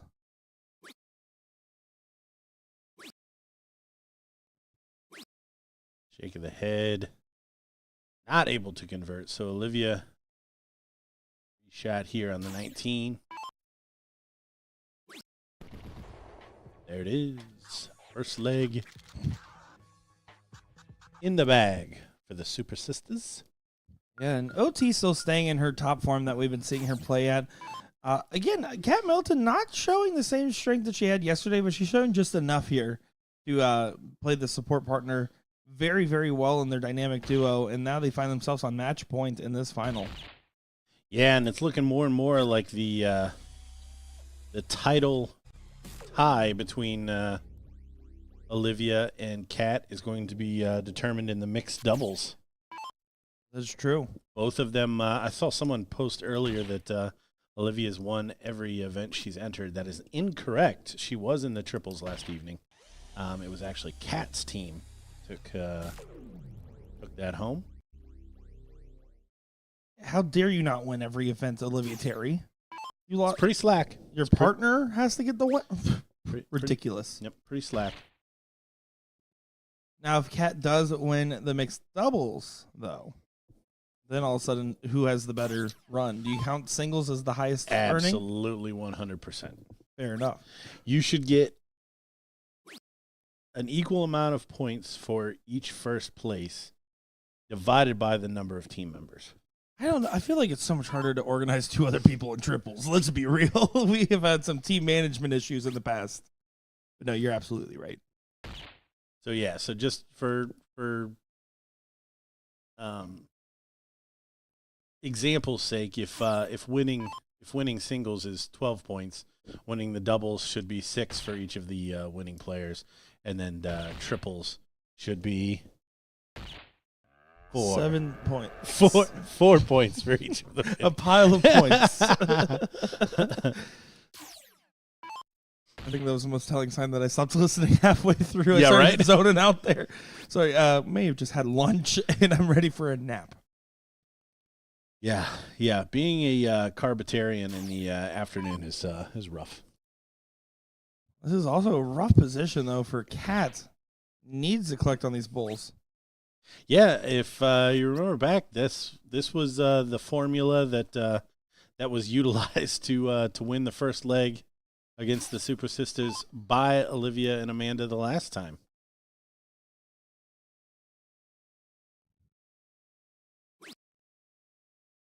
Lucky in the first. Has to be careful. Is careful. Wow, what a dart! Does get the freeze. Yeah, trip 14 here, something along those lines. Get under 10. That's the goal.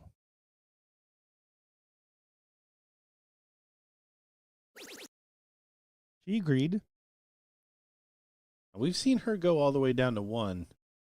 Oh, she's going to call that done. I mean, with Kat not on a finish, it doesn't matter if she gets all the way low on this given turn. Gives her something to throw on the next one. It's not going to come into play, but what could have happened by not bringing that down, and this is the reason why that player normally brings it down to 2, 4, 8. In this setting, you can bring it down to 1. Is so that they don't freeze their partner for the outside chance. Because at 16, it's perfectly feasible that Olivia and Amanda get below that to actually freeze the shot for Kat. I wholeheartedly agree. And now, if Olivia's next turn, if she gets one, she should bring it all the way down to, again, 1, 2, 3. Somewhere in that range. 4. 1, 2, 3, 4, 5. A double top for Little Bully. Ooh, that's going to be unfortunate. And that is really tough because now Olivia is not frozen. 16 coming in here for the title. Yeah. Can't believe the opportunity. Takes it out on the double as well. And that will do it for your ladies' doubles final. And a little bit of a heartbreaker there as you expected Olivia to not bust there. And sometimes that just happened. So a little bit frustrating that that was the case there, as that will unfortunately bid adieu for Olivia and Amanda. But Super Sisters did do a good job. Got the title. 3 titles for Kat. 3 titles for Terry. Good stuff from them. Yeah, the gourmet firewood is going to be a glow. You like me some gourmet firewood? this winter for for those 2 ladies. But on to the men in the loser takes third. Got Lights Out Elite taking on Big Philly, Jermaine Kirkendall, and Mike Segal.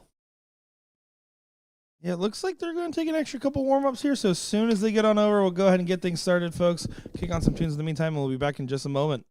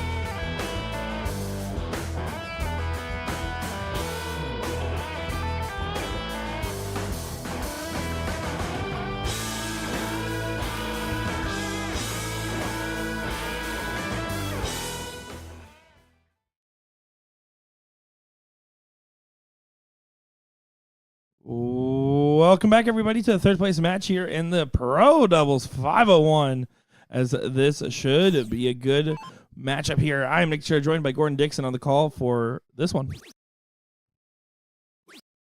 Yeah, we're getting to see who's coming back to take on Trevor. And my mind just went completely blank.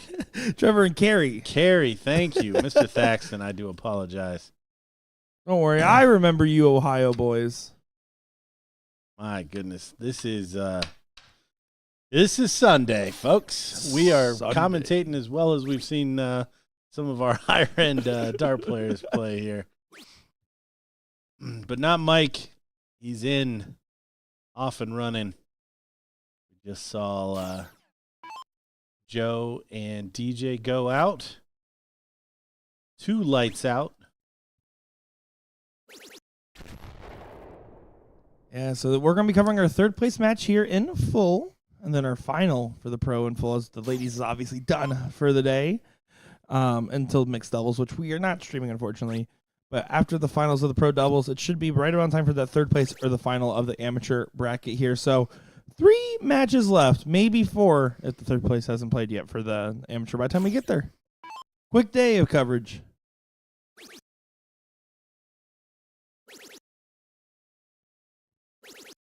Yeah, great job by Brandon. Doesn't get in, then comes in with a max for his chosen starting double. Since somebody wants to split hairs on whether or not the 160 is the max start. Actually, the 170 is the highest double. Please adjust your glasses before you say that. I did. I even did it. Ah, look at this. George filling it up as well. So Brandon doing his part. Run down the board. George doing his part in the 1 hole. So we're off to the races. Yeah. We're starting to see these guys settle in a little bit. Well, there's some questions on Big Philly, for the sense that they've just been sitting for a little while now, right? And not terribly long time, but just enough where the other team's been throwing this whole go. Lights Out Elite has won 2 straight in the losers bracket, beating out Beck and Hawk and these guys again.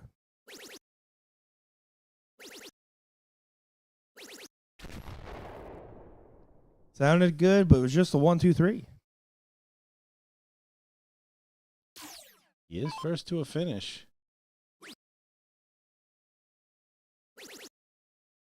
George can't believe when he misses now. That's how you know he's feeling good. When the missing offends you, you're doing something right. So 211, big shot needed here from Jermaine. Trying to prevent the freeze on Philly for 101. And that ain't going to do it. Brandon gets below 110. 110 or below. And Philly will be frozen. So needs a little bit over a ton. He's already there. Whew. Already there. Job done. So no shot at the 101. Well, you and I were talking about this off columns a little bit. I don't know if we were talking on air about this, about who could double dip the Trevor and Carrie team. This performance we're seeing from these teams is a lot more convincing. And I wouldn't call it like this is likely to be a double dip, but now all of a sudden the possibility, it does seem in range. Yeah, I mean, we're only in game 1, but we've already seen all 4 of these players play at a better level than we have thus far, especially shot on shot. And that includes Brandon not getting in and then going, 6 perfect, 5 perfect after that. So, yes, that's right to bring that up. Previously, I wouldn't have thought anybody had the firepower to do that, especially 3 out of 5. But if these 2 teams can keep it up, whoever comes out victorious could certainly give them a run for their money and take us at least to a second set. Yeah, play a little spoiler on the run, Love to see it.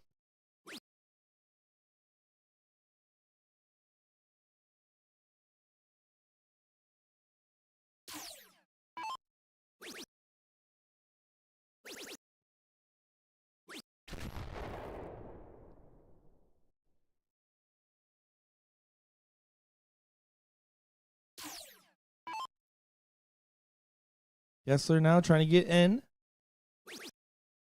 Does so on the second dart.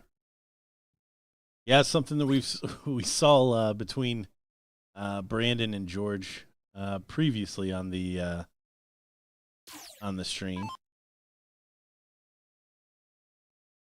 It was the out of sync nature. Yeah, Brandon wouldn't get in. George would run down the board. George wouldn't get in. Brandon run down the board. But now they're both doing about the same. Not the kind of parity we were calling for, but nonetheless, I think parity is important when you're playing in a freeze format.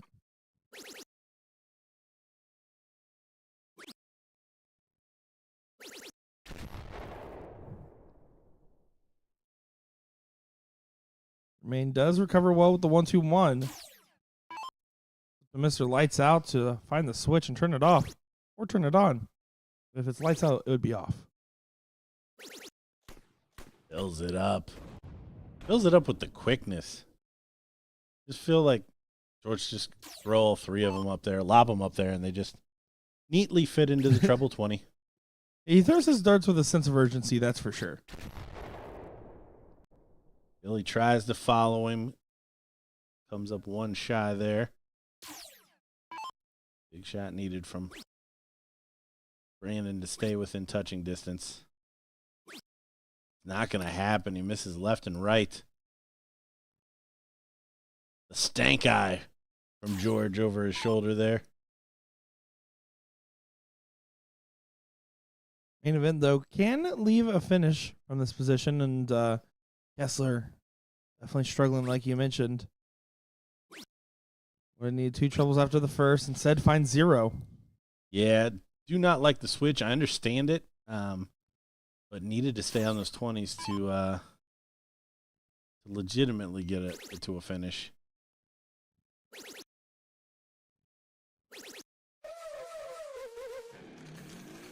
Another 180. Georgie Porgy Pudding and Pie. I'm sorry, one more time? I don't know if I can do that one again. That's not a one more time one for you? Fair enough. Oh, only 47. So this is a please don't freeze my partner shot. Well, And he's doing the work. He's doing the work. throws his hands. But hey, that's exactly what you need to do, especially when you're trying to get that 2-0 jump and erase the 2, which is the best kind of jump. Yeah, I think about halfway through that shot, Jermaine figured out this probably isn't going to go his way. Again, we are on the loser side, so this is for the match. 81.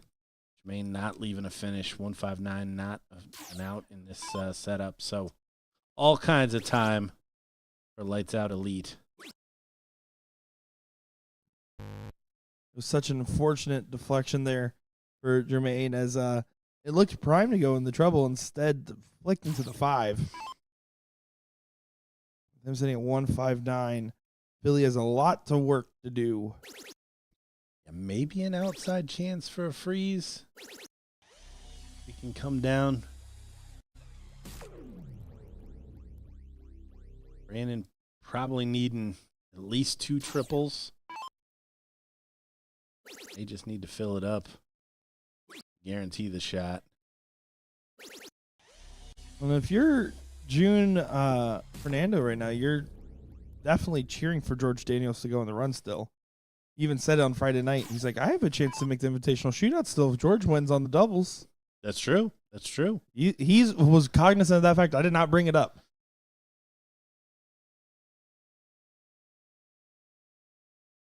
Needs to get below 29. Yep. So 28 or less. If it is tied, it is not frozen. 2 troubles still do it. Not going to happen. So double 6 for the match. George Daniels. Lights out. Settle for 12 out. Settle for 6 out.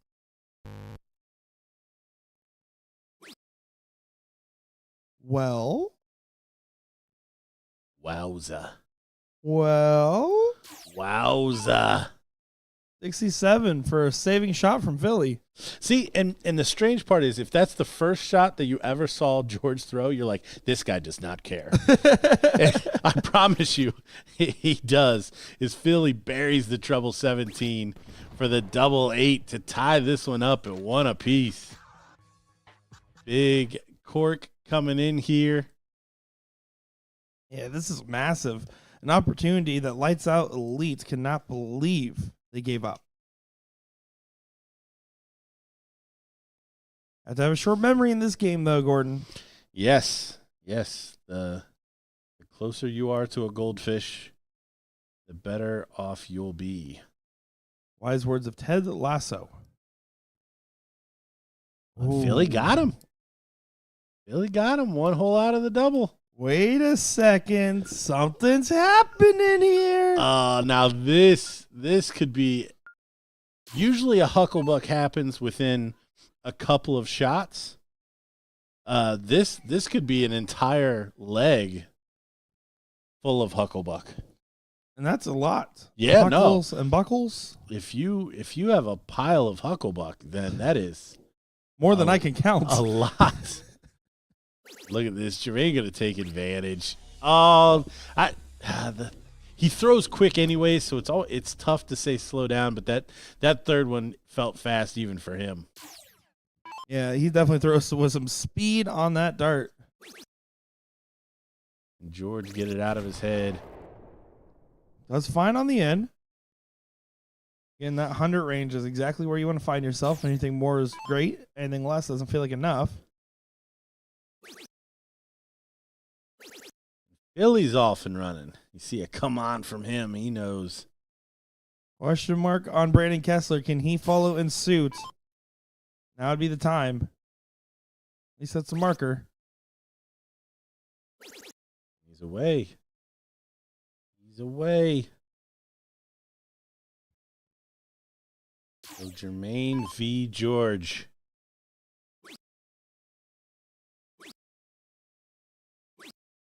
Only 60. Now there's your opening of your George. He knows it. You got to just make sure you're not too eager to pounce on it and just play with that same force you've been playing with the whole time. Oh, a little shoulder action in that one. Oh, no. You said basically chalk on top. Yeah, this is getting you right here. This is not the leg one darts we were spoiled with. No. This is the best kind of get you. It's intense. You know they all really want it, and they all know it's very doable right now. And if you're carrying Trevor, like you got to love this. You're like, oh, both of these guys are going to come out of this tight.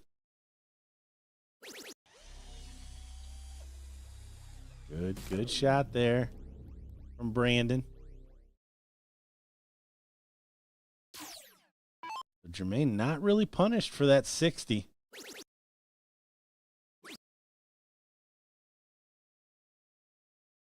He's looking up to the darting gods here. You can play for the cover if you want. No harm here. Hit the hand, swipe the shoe, find the treble 20. Of course, he just recollected, so you know George going to throw 140 right here. Well, 351 stinks. 180 doesn't leave you a finish. Does find 2 big trebles. And again, the wry smile from George. He cannot believe that he is still playing darts in this particular match again. Can you blame him? That match was theirs to win. Now it seems like it might be theirs to lose. It's hard to tell who's exactly going to hold that title. It's still a little too close to call, favoring the team going first.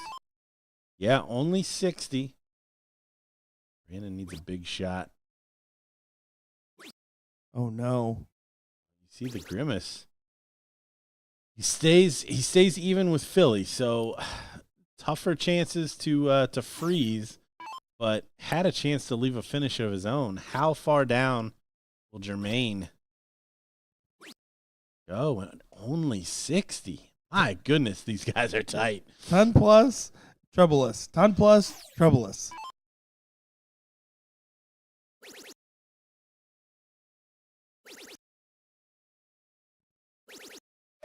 There it is. 180 from George Daniels in a big spot. Puts himself in a good spot. Helps out his partner. Try to get the freeze with a slack turn here from Philly. He finds 2 trebles. It's not a slack turn, but if right now Brandon's thinking, just hit a ton. If I hit a ton, he has to hit a perfect shot for the freeze.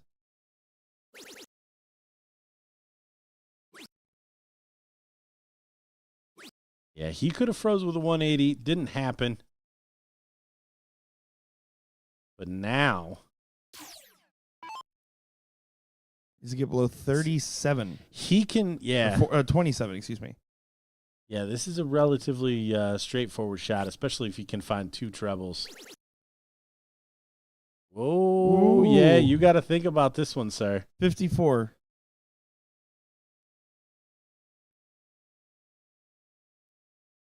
So right now they're at 97. He needs 28 points. So a bull won't work.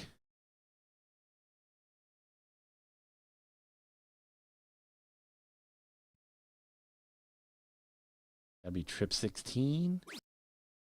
That's what it was. So Georgie Porgy, pudding and pie. 48. For the match and a redemption here for George Daniels, who felt like he should have won in the last. He'll have 2 darts for it. A double top. Over to the 10. And it goes this time. And he can't believe it. He's not going to celebrate that because that was down to the wire. Yeah, no, that was I'm not proud of it, but I'm going to take it. Kind of scenario there, George. This is the extent of the emotion that you're going to get out of George. It's just kind of hands on the hips. Thank goodness I got through that one. But he did. They did. Absolutely. Trevor, Bull wouldn't have done it. He needed more than 25 points. So, I mean, you could have shot for the Bull to hit 50, but the treble's a bigger target for what you needed. Yeah, again, that bull would have left 31 there. You need to get to less than 28. So that was the target line there. So, yeah, anyways, that was a pretty intense matchup here, and it's now time for that finals. They're going to go ahead and get right on over to that board, and we'll be ready in just a moment's time. And then after that, we'll do the rest of the coverage on that non-pro bracket. Don't go far, folks. Be right back.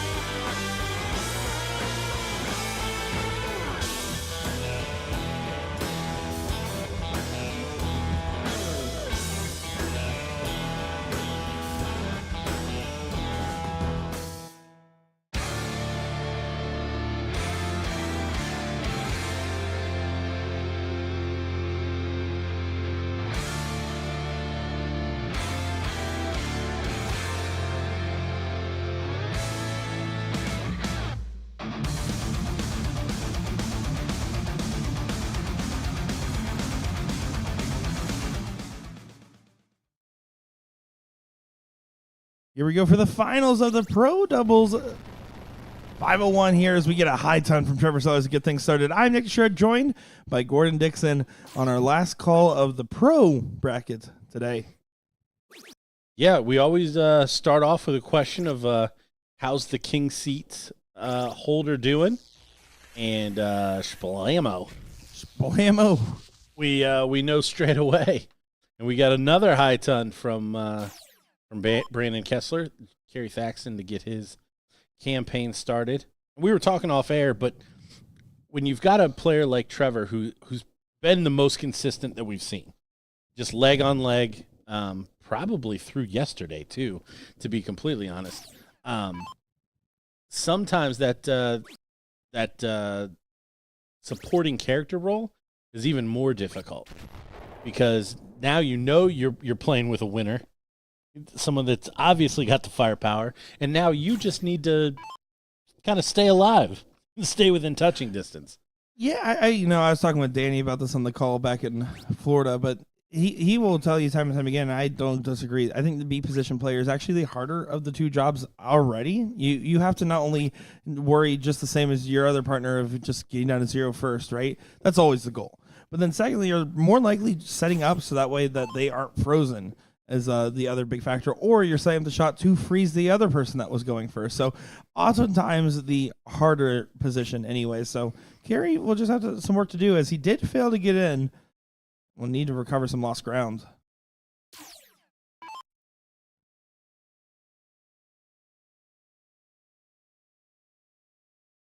Oh, bit unlucky there. Oh, no. I, again, want to see some switches around to some different doubles if you're struggling. Yes, throwing all three there seems a little wild, especially, again, you saw if we're looking at XY axes, he's got one of them down. So all three of those are at the double 11. He hits three of them. I did see a comment in here about saying who has the best shirt on. It's anybody with a national champion shirt for Ohio State. That is the answer. Ooh, I like that answer. That is the right answer. I was going to be like, well, it's kind of subjective. You have to take into consideration. But no. Yeah, I got it. Don't worry. Yeah, no. You know what? We agreed on this one today. Yeah. Let's go. Finally. I mean, you also just explained that I agreed with Danny Baggish, which gonna rethink some life things there. But hey, you know what?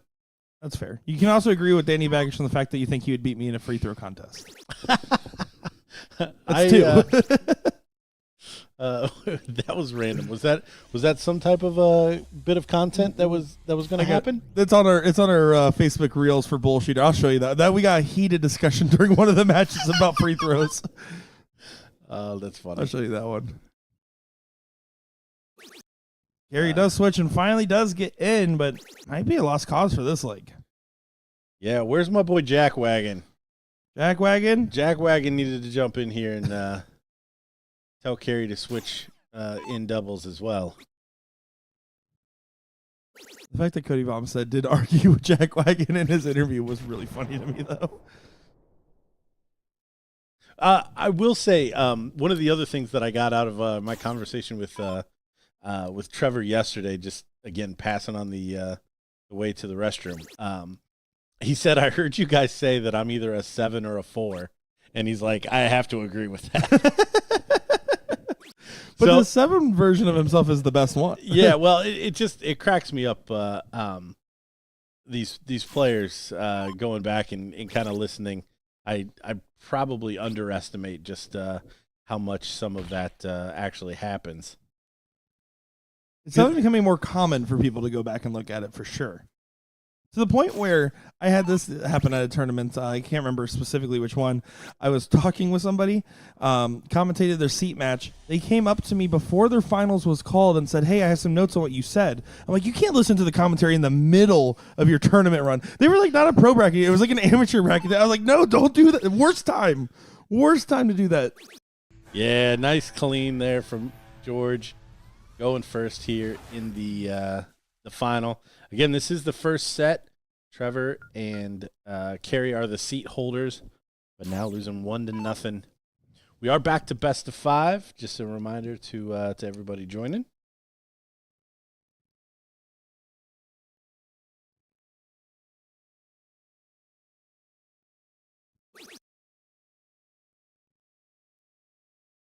Yeah, no, and I feel bad.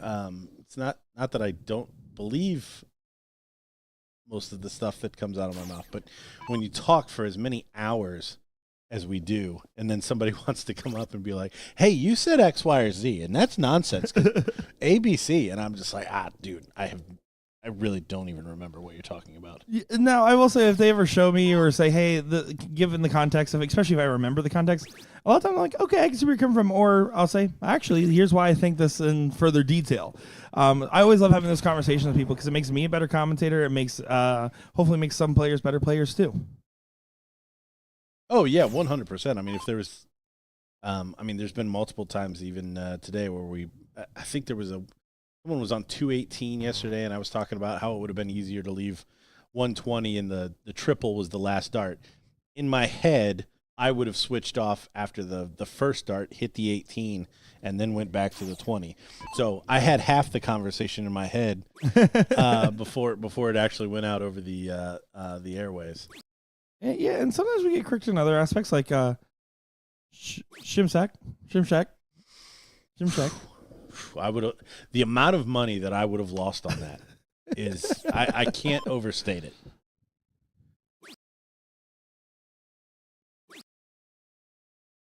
Carey had the struggles to get in the last leg, and see Brandon failing to do so on his first 3 here. George doing a good job into 3-4-1. But Carey can actually lead the pack here. Take the reins as Sellers has definitely calmed down a little bit. Now, the last leg you could attribute to what wasn't really in range either way. But even in this leg, not looking too great after 6.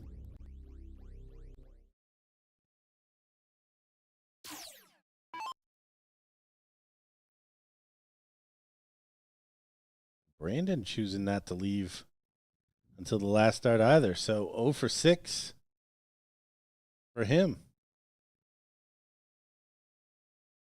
He took carry 8 in the last leg. So a little bit of parity on that side of things too. And maybe, I guess sometimes I have trouble understanding the dedication because I am a person that gets in on double 16. So usually I'm already in that vertical range. And if I feel blocked, I just go to the 15-10 because it's the same difference. But as a 20 in, it's just, you have to be nailing it. But of course, if you do nail it, your best chance of getting a 9. Well, it's important to know how you miss. I was always, if I was missing, it was usually low and right. So my in was the double 18 because I would snag a 4, double 4, every once in a while. So you have to keep that in mind in what you're choosing as far as a starting double is concerned.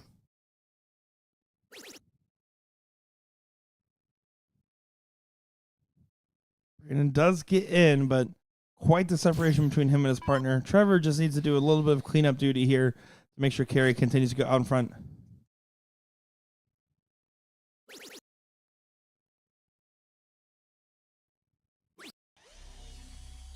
That should be all right.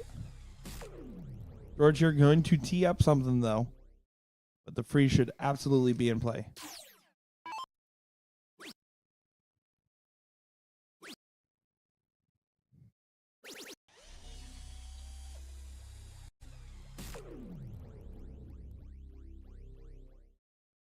Carey, first look at the finish here from 145.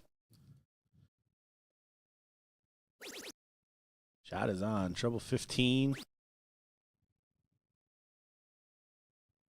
Maybe trouble 18. Want to bring it down and have a good double. Yeah, nice shot. Great board management there from Carey Thaxton. Well out in front. One of the invitational shootout participants. Him and Taylor were the only couple besides you and DJ there. As far as players. I count you and DJ. Like work husbands. Work husband.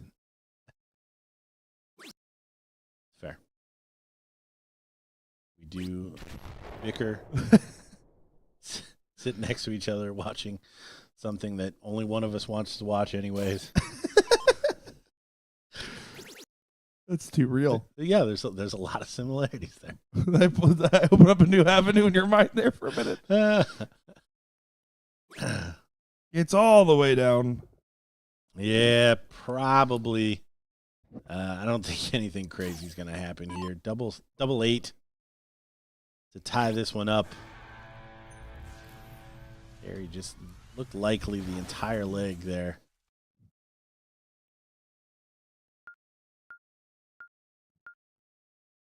But still only 1-1 here, so no alarm bells yet.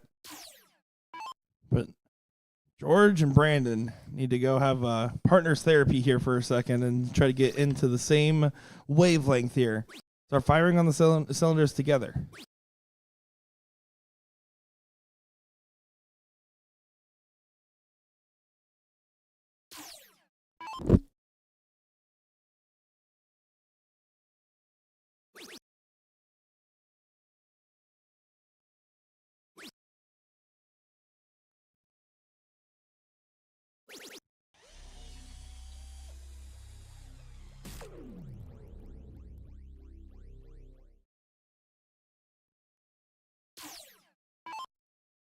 Solid in from Trevor Sellers. Brandon wasting no time on this go round. Yeah, just wayward with one of them. So that consistency is really what's kind of plagued Brandon throughout the entire day today. And again, with Brandon, it's just one of those things where it's been the last couple of months where that started really rearing his head. Excuse me. There is about 6 months ago or so, he was posting some 6+ averages pretty consistently in long format cricket matches that we saw over on a couple of different tournament runs there. So he was absolutely finding it not so long ago, and maybe the business aspect of darts pulling him away a little bit towards the busier months. Well, Brandon's been a top player in Ohio for, the last 20 years, probably. So it's cyclical for all of us. Oh, I think Trevor thought that was going in. And good reason to believe so. He's been hitting shots like that time and time again. Dead nuts. Yeah. First dart like that. Had to imagine he was going to follow it. Lanes did just get knocked down that 4th place position, so it's going to be Johnny Lane and family. By C squared, taking on Brandon Kiki now in that 3rd place matchup. Yes. Who has the king seat in that one? That is going to be barely registered.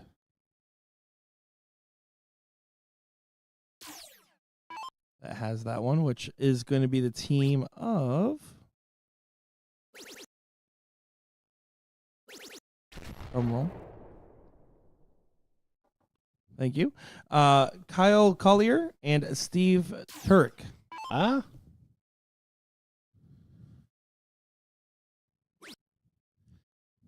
Steve, a Cleveland All-Star, I believe. So in the likes of LeBron James. One and the same. Can't tell the difference. Good last start there from Sellers to leave a finish at 152. Will be the first one on and out. Brendan Kessler can be the second one on and out, but have to switch. 140 is not good, so there smartly goes for the 133. Yeah, we've seen him do this a couple of times. 7 of them to leave the big fish. There it is. Good board management. I was going to say that. I'm sorry. Go ahead. You beat me to it. Go Good board management. See? That was way better. Totally said it. And Gary, of course, can hit a 180 for the 141, though, which is statistically the coolest checkout. Look at him. Bringing it up. That was another one. He knew it before it left his hand. And here, this is I think what we expected at all 4 of these players. A little bit more consistently leg on leg.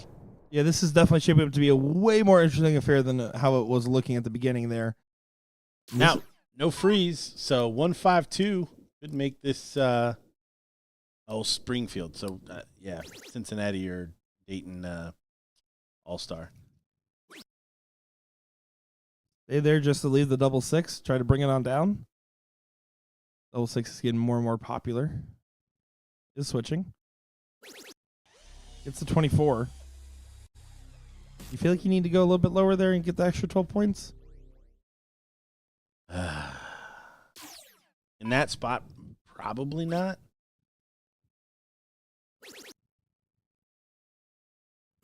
But I was also one that was always just trying to simplify as best I could what the options were. So I probably would have only because my mindset wouldn't have been anything other than just get it down as low as possible after I didn't take it out. Treble 19. Oh, he's outside. He needs to get to 5 to freeze, so he can't freeze there. Just goes back up to try to score max amount of points. Well, and there we saw Carey do something on 78. On paper, 54 is the better shot, but wanted the extra 6 points and grabbed the treble 20. If Trevor had 12 less points, it'd still be a tied score here. Wow, what a shot. What a shot. Got to the outer ring. Maybe should have stayed on the 18 for a shot at the bull or double 7, but man, you can't second guess some guy sitting on 0. That's the truth. I pretty much do it every stream though. The truth?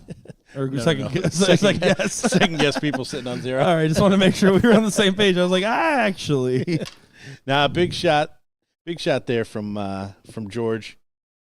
Trevor going to get us started in this 4th leg, trying to even it up. They are kind of backs against the wall right now. Our seat holders. Yeah, they need to take firm advantage of their throw here. If they do so, we go the distance, and it'll come down to last leg decider. Carey's done a good job of picking up his game throughout this final. I am impressed with where he is at compared to where he was, kind of in a wavy spot. And again, just Brandon Kessler's a question mark. He's been excellent. He's had his moments. Oh, 3 unconvincing darts there from George Daniels. Anybody that did not make it out here in person, they ran 5 total blind draws, by the way, out here to play in all these different fun events. And the mixed doubles actually is just now getting underway. It's 2 o'clock. 46 teams in that one. I did sign us up, by the way. Oh, nice. You guys are just going to commentate it from chat.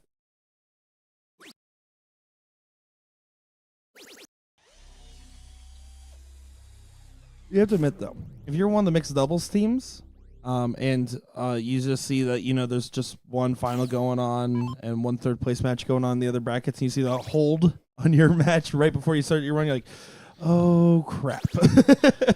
Yeah, that's one of the tricky parts about coordinating with multiple events running at the same time. Nice shot there from Trevor. Really taking advantage here, not leaving anything to chance. George does finally get in the 5th time of asking. Going to rip the darts out of the board. Frustration. I will say, I meant more so in regards to the fact that, you're going to have to play somebody that was just in a final or position place. It's such a tough feeling knowing, like, oh, and I'm going to have to play a really tough team. That was like me and Phil Cunningham yesterday. Yeah, the reason I brought it up the way I did is you get a lot of questions as a tournament director. Hey, when is this event going to start? You're like, well, this event is going to start at 2 o'clock. The problem is anybody that's in the event before that, their matches are not going to start at 2 o'clock. Which actually only affects one first-round match, funnily enough, with how this one shaped up, because the other one happened to land on a bye.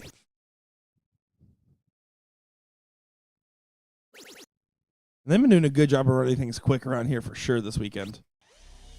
Yes, we talked about it, I think, Friday night quite a bit, as I was pushed into a position that I did not really want to hold. The tournaments do go by really well with the Tournament King software.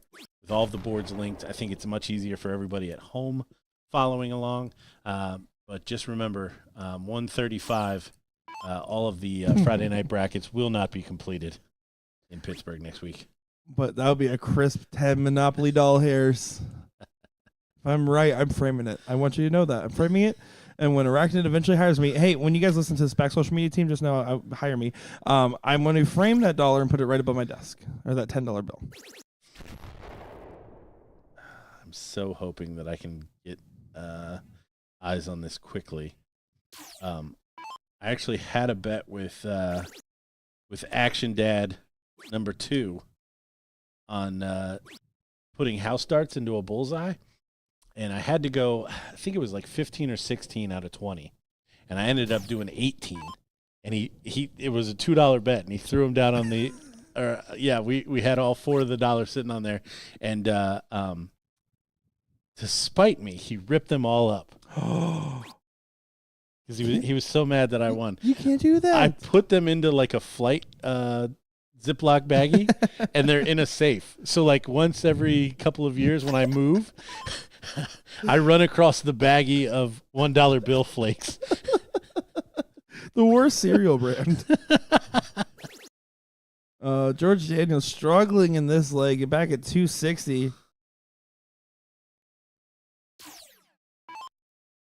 Gary now is going to continue to run away. That's another bet I lost. Austin Braswell pointing out that his wife has a signed dollar from me in her wallet.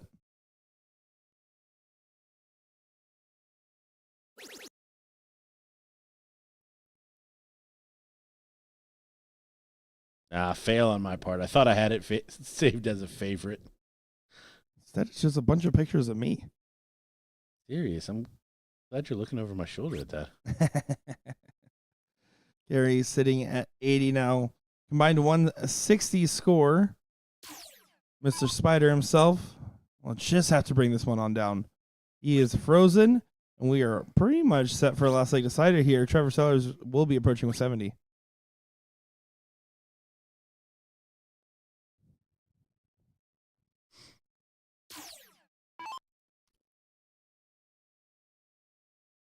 Man of the weekend, debatably.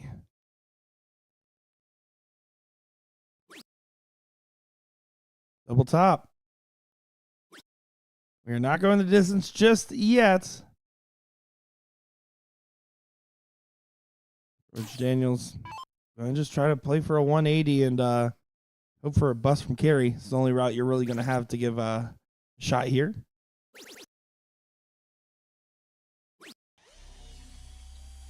Not in the cards.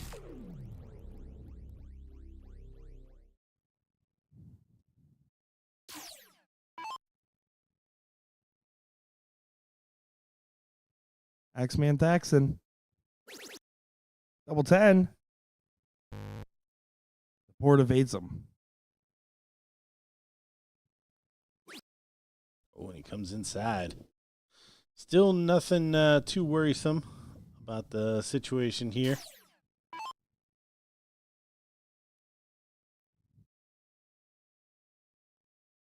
I'd be interested to hear Trevor's response.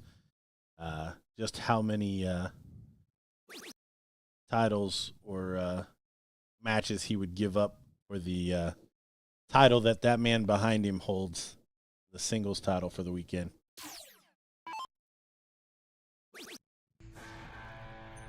Oh, I don't know how much you'd give up because if he wins here, he still gets that invitational shootout spot. So that's the biggest care. Of course, yeah, you want the honor of winning singles. Who doesn't want to win pro singles? But still got the same prize if you get the win here. That's true. The existential carrot.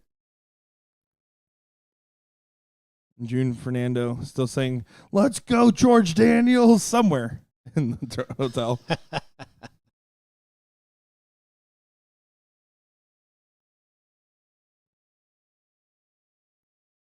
Think of that Leonardo DiCaprio meme. Whistling, pointing at the TV every time George is on a double. me when my parlay is going on for $1 at the World Championships for sure. And that second dart is in the double. Trevor has some work to do, but actually not blocked too much. Well, he can only tie or hit the P hole to win this. You got a free mulligan. That's got to be worth something. Warm up dart. Ooh. Oh, he tried. I think he's out.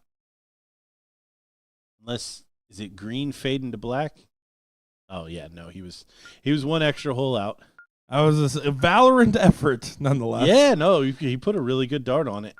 At that point, it's almost luck on which way it wiggles its way into the segment. So, Lights Out Elite going to have a genuine whack here to win the first set with the darts.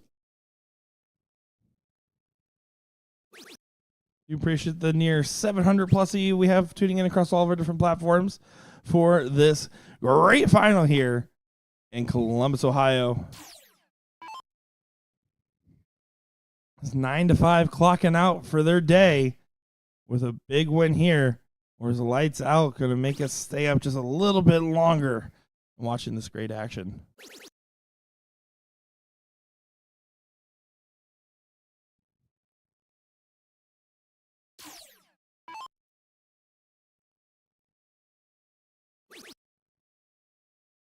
So far, everyone's getting in just fine. It's a good time for Brandon Kessler to find a nice 10 plus in.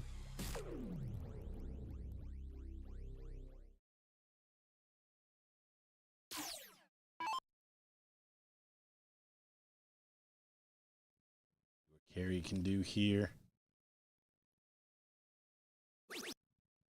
Job done.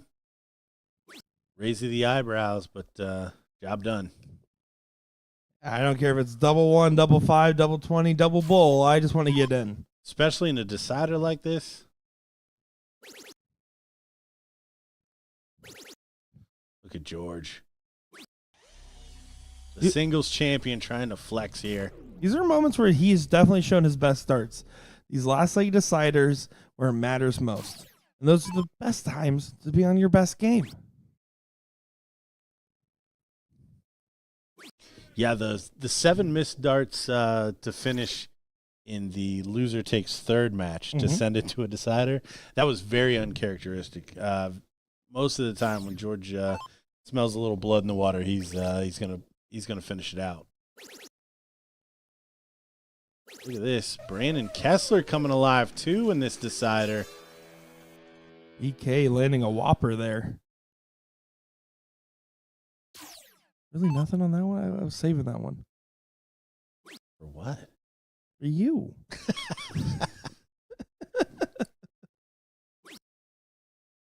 Oh, Carey not able to find a treble. So this looking like a chalk leg.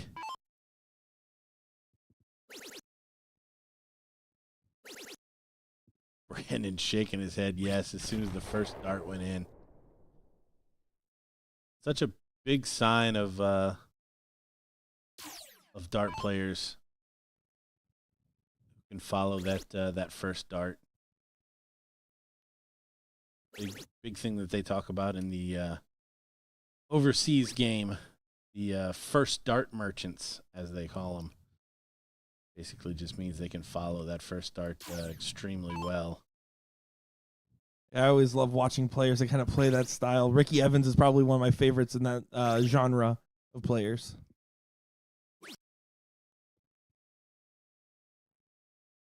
Okay, this is great work from Kessler here. Kind of silencing some doubts in the right moments. And this is pretty much set now. You go to another set. You want to say that we will be missing that third place matchup as they are currently 1-1, by the way. We actually have a little view on our overhead camera over there. So they're still battling it out over there. But we will watch that final when it comes around. We're not holding it, right? To hold up the mixed doubles? We'll get full coverage of that final. Brandon Neal, fellow professional darts commentator, saying that it was a quality commentary for me on the BK Whopper. That's all that matters. That's for you, B-Dog.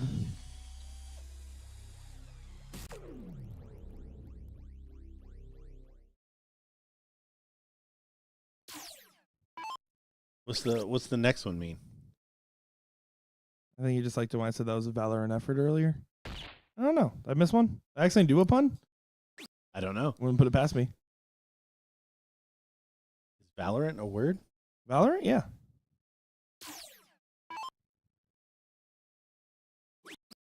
Isn't it Valiant effort? Valorant's a video game that I play.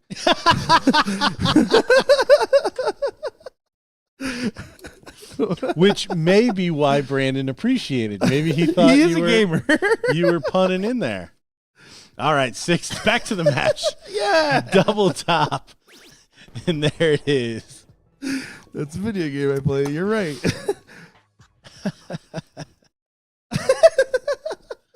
Oh man. This is what you get on day 3 in hour 15, 16 of speaking on mics. A little bit more of that, I'm pretty sure. I'm not good at math. That's okay. I'm not good at speaking.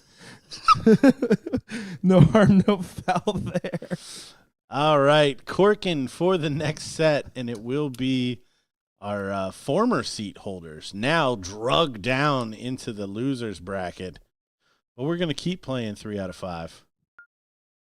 Because that's more fun.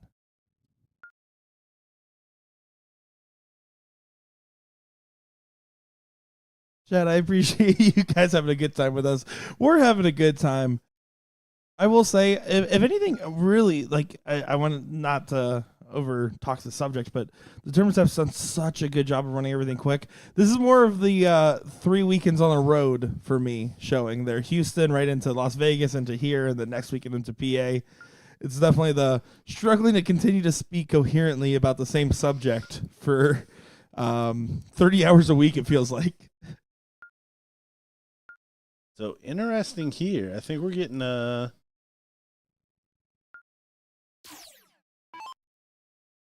Nope, they were just adjusting the default order.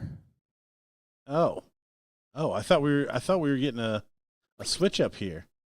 I don't know if I would call any of these teams to switch it up overall, though. No, I wouldn't have either. That's why I was interested to see what was actually being changed. Yeah, sometimes the board just defaults. It depends on how you put it in on the sign-up sheets. If you're the top player or the bottom player, of how it default shows on the board.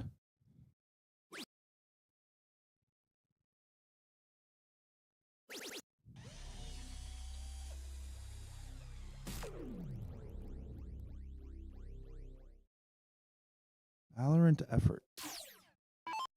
I've been saying that for like weeks.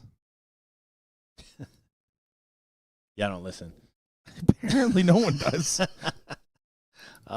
Brandon, again, in troubles with the darts this time.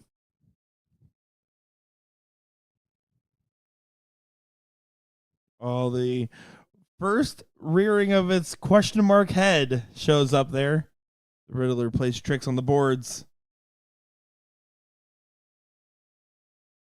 See, I don't like this reaction only because like Carey plays enough steel that if your board or your dart comes out of the board, it doesn't count. Like, so I'm sorry it's a question mark, but chuck the next one in there. It definitely feeling a little frustration. I think, if anything, yeah, I don't know if I would say I love the step off of their reaction. It's just one of those things that happens in this game format. I agree with you. On top of the fact that Kessler didn't get in, it's not like it's the most detrimental one in the world. Well, but I think that's part of it, though. There was a big opportunity there, and I think he knew the spot that he was in. That if he could have got away with a first dart double and maybe a big triple or two, it would have really put an exclamation point on that failure to get in. But now, as we've talked about earlier, Brandon goes up there, hits the double 20, hits the double 16, and a big triple or two, and he's right back in it. He's essentially forgiven for the open round.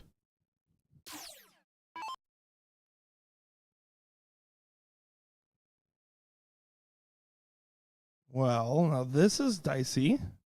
And misses on the switch. All of a sudden, DK is out of Whoppers and is giving foot lettuce instead. You say foot lettuce? That's a Burger King joke from like 10 years ago. Number 5, Burger King foot lettuce.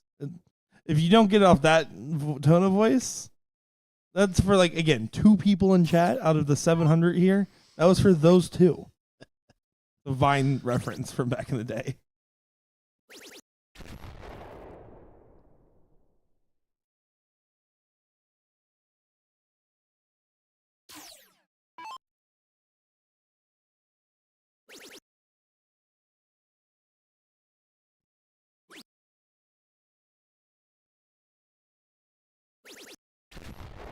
Good shot. Good shot. Ram, go back to bed. Thank you, Ram. Yeah, Trevor Sellers looking incredible. George, not much he'll be able to do, even with the fact that Carey's kind of sent back to 370. Yeah, I mean, he's not going to get, he doesn't even have a finish. Carey really only needs to get below, I think, a fat 20 at this point to do it.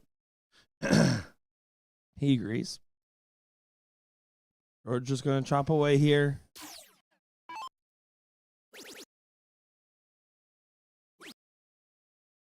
Now, we've commentated George several times, but actually, do you know where he's from specifically? What area he plays in? Northern Kentucky. Cincinnati Light. Yeah. Northern Kentucky's hat. Cincinnati. He's just real tough, and I've been seeing him at more and more events lately, and he's just been doing some good work on the dartboard.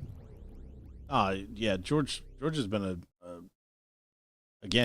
a tough Ohio player on both sides of the game, soft and steel, for a long time now.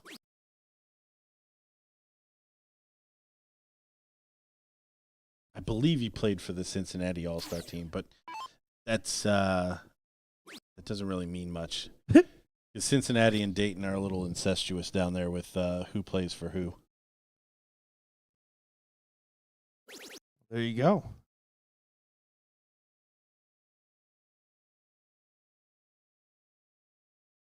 Yeah, well outside. Brandon Kessler on this one. Gorgeous. Throwing for show here mostly. 54 to leave 4 was the attempt.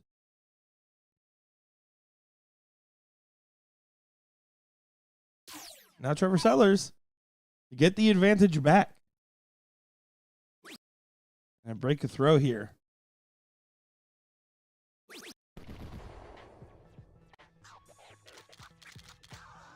That will do for a 1-0 lead in this race of 3 second set match.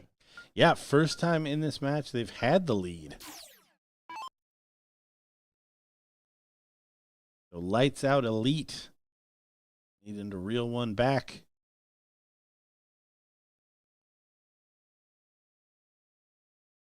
Oh no. Now George doesn't get in. And the body language was not inspiring there.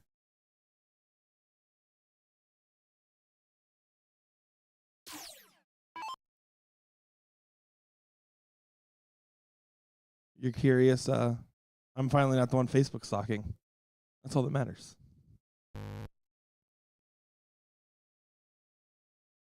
Hometown of Cincinnati, Ohio, confirmed for George. Also claims Corvington, Kentucky on his Facebook as well.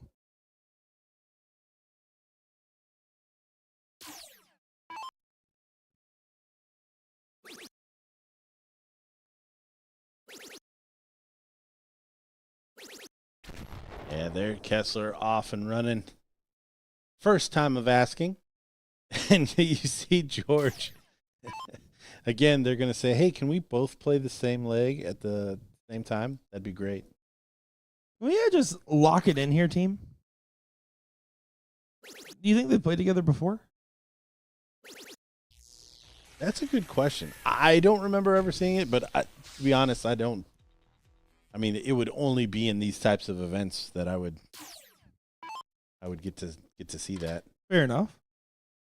Well, just because, again, partner dichotomy does matter. And sometimes you can kind of tell the person you're throwing with is about to start struggling or is about to stop struggling because you kind of know their body language, their characteristics, their general feeling towards the situation. So you can kind of lock in a little bit easier. It's hard to tell when it seems like for them they're just kind of taking turns of who's on, who's off. To answer your question, Lee, no. It does not revert to losers after the first set.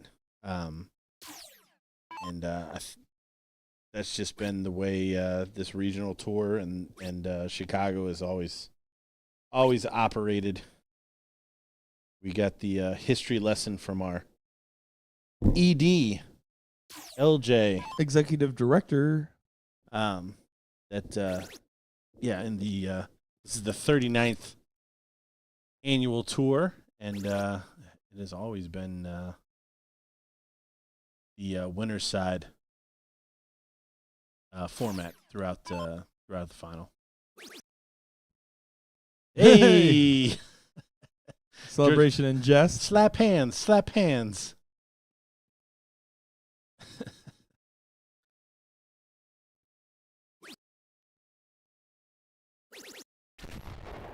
Brendan Kessler was giving a big smile. When he smiles, he kind of reminds me, and I mean this in the most respectful way, but Beaker from the Muppets.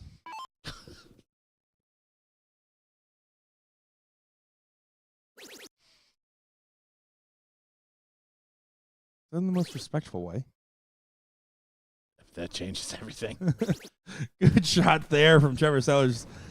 Respecting those 20s right there. Beautiful, beautiful darts. Well out in front of the pack. Yeah, this is where it's looking like 9 to 5 is going to start stamping their authority. Forte.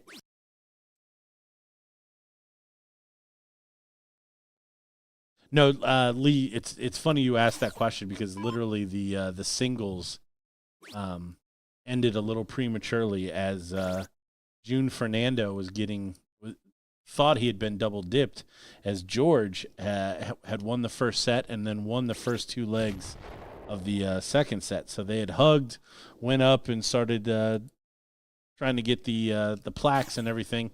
And my counterpart here had to run out there and explain that it was best of 5 in the second set as well. I do want to clarify that story. I did not run. I was more of a mall cop speed walk.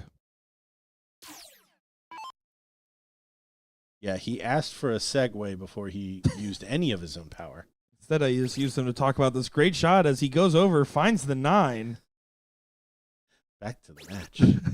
Into the 16 for 32.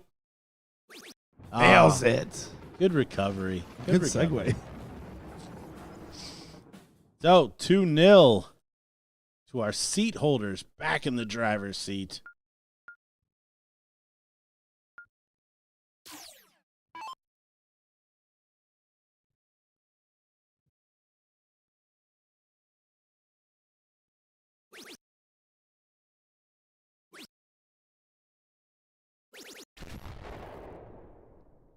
This time, George in straight away.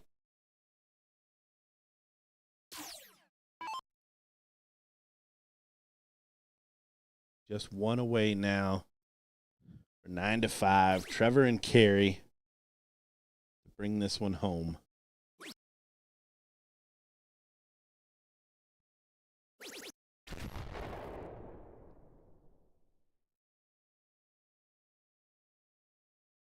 A good end from George, not struggling on this go around. Responded well by Trevor.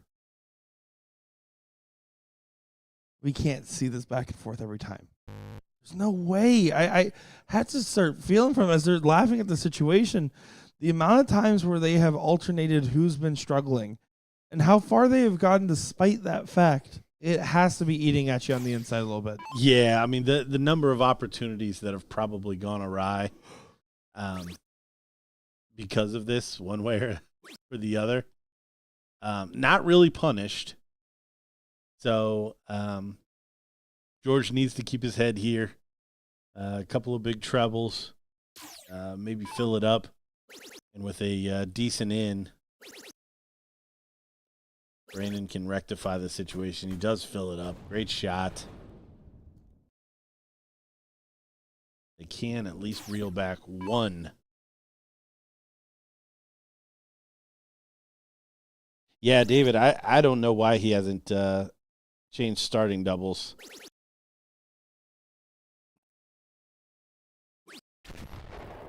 Then someone asked if we, Joel asked if we had any nines. Closest we got was Houston, where Ram missed the 50 with one dart and hit a 25. That was the closest we have gotten so far.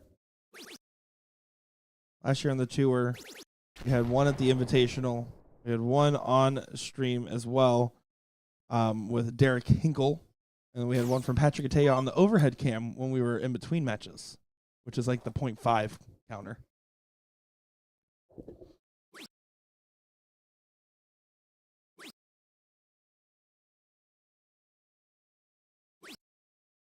Yeah, to say that you got a 9 in doubles, it's just, you're like, oh, you and your partner must have been throwing good. You're like, no, it was all me. It was all me.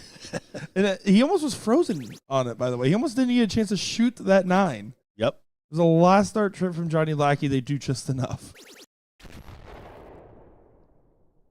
Still one of the craziest things I think I've called with you. That was on my struggle bus Sunday, too.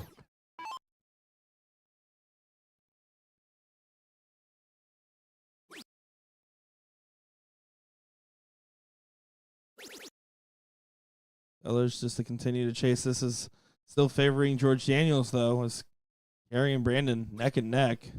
152, not as good as 64, statistically speaking.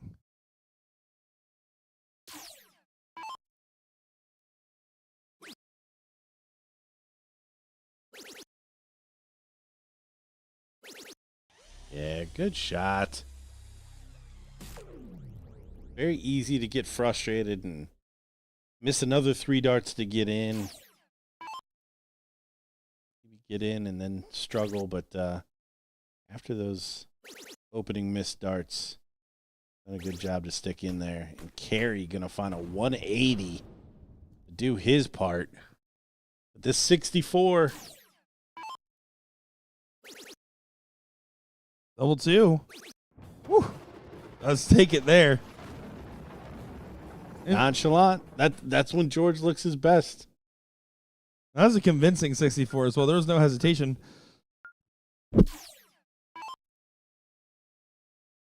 Ram saying, thanks for the perfect in clips, Nick. Yeah, Ram now has to be nice to me because he remembers I clipped out all of his highlights. You're welcome, Ram. Thanks for hitting a lot of highlights, though. We need the content.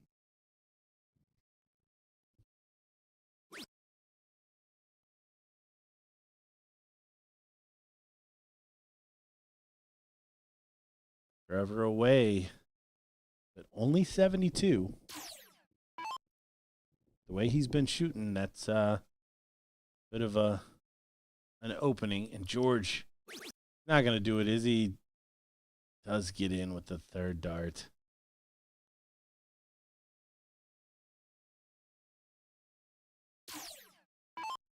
Not the start he was looking for, but he is in. He's away. So is Kerry Thaxton coming off a 180 back end of the last leg. Carrying that momentum into this one, it seems. Brendan Kessler, this is actually, statistically speaking, going to be a great end from him.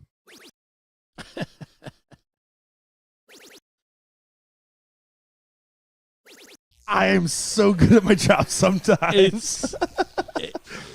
Yeah, it's just so unfortunate that that's the rotation that that poor Brandon and George find themselves in.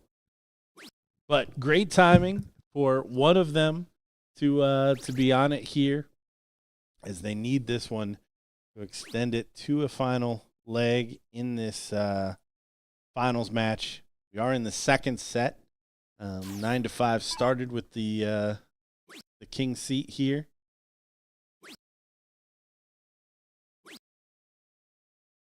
George only 26. Will he be the one that freezes Brandon this time? Brandon, you're thinking, please don't. I know I just did it, but please don't.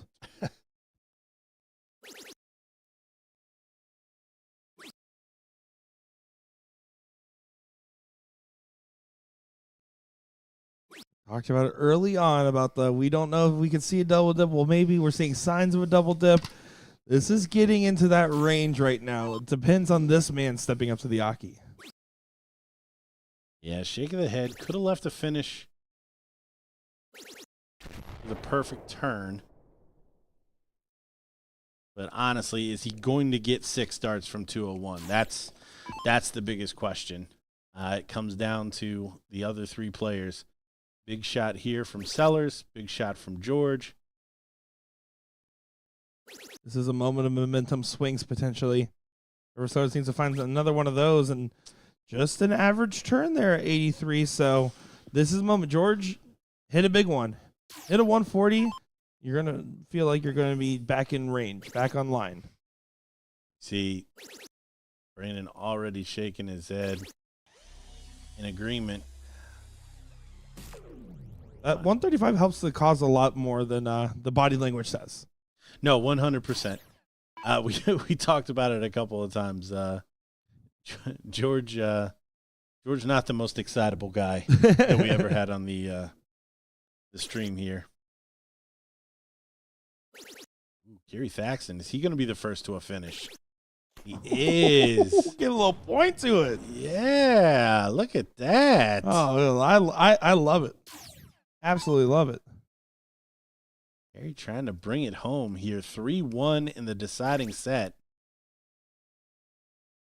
Brandon Kessler is going to be hot on his heels here. Kessler doing well. He's only missed 2 out of 9 darts, and they were into pretty normal fallouts there in the 19s and 20. Yeah, no sense in doing any freeze calculations just yet, as Trevor and Carey are going to be able to get back to the board. They'll need a big shot from George. But then again, another 140, 135, and you're fine. Well, yeah, the trick here is if he's under Trevor, there's no freeze chance at all. So 140 does that, no problem. Does need another treble. And now it's going to be interesting. It needs to get to 31 or less, Carey Thaxton. Or just take it out. Or just take it out. Yeah, 0 also an option.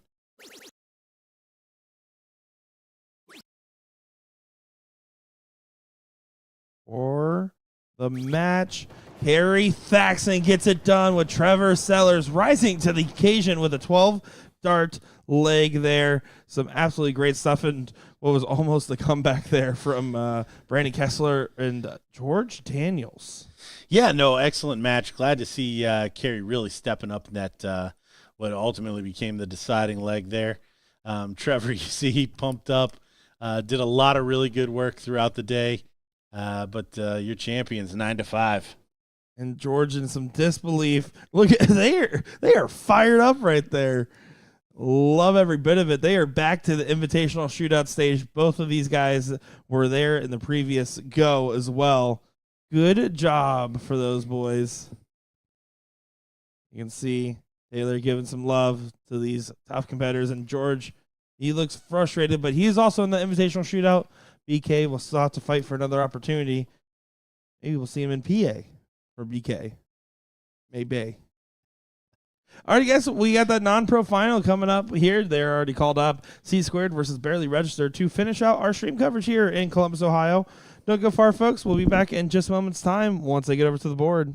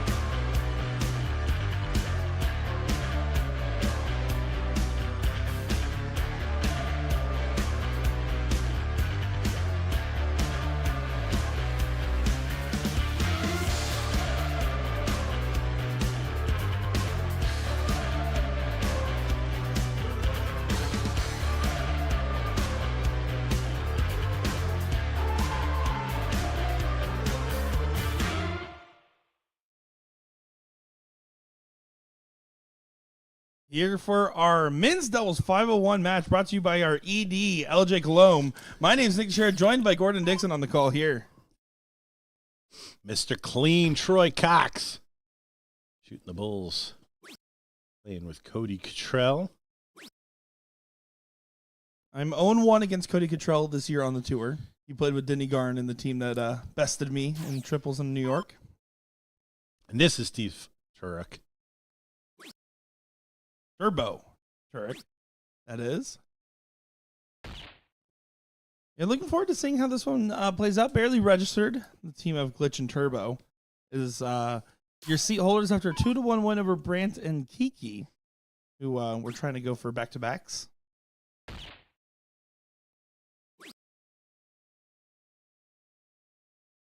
Yeah, lost by a leg in the final, or in the seat match, and didn't make it back. Who cares? The second place team from yesterday, also late in the mix. They lost in the fifth, sixth. They lost in the top four. Two, Brant and Kiki did not get the revenge there either. If you're 0 for 3 against the same team, you just weren't going to get them that weekend. Yeah. There's your sign. So the amateurs here are playing open in, open out, full bull. So that's why you see a little bit different format, a bit different in terms of the strategy as well.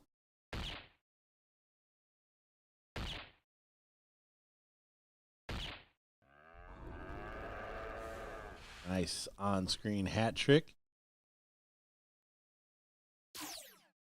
Cody Cottrell now going to try to follow. He just got shown where the Bulls were. He said, oh, that's where they are? I want to deflect out anyways. Yeah, I had the pleasure of playing with Cody in a triples event. Oh, yeah? It was me, him, and Wanda Kuntz. That's a fun team. Yeah. We love didn't play very well, but it was a fun team. I like to think it's your fault more than theirs. No, 100%.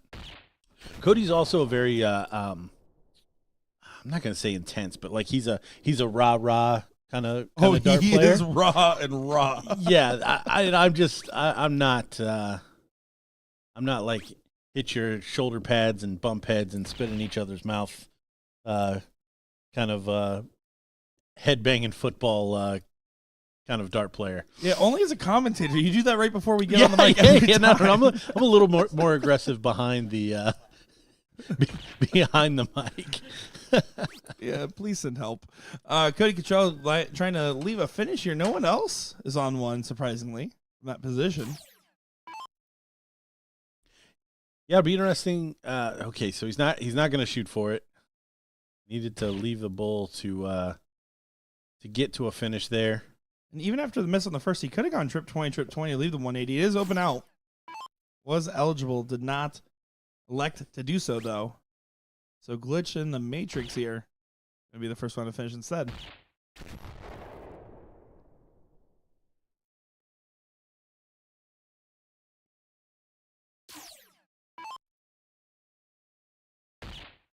Troy with an off leg for sure. Last couple of times I've seen Troy's thrown very well. Now, given it was in the steel side of things, but usually that translates fairly well.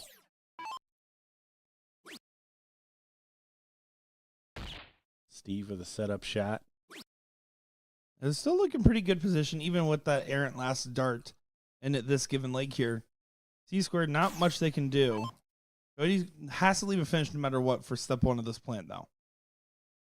Keep talking about the potential routes to get out of bad situations. Yeah, there he is, filling it up.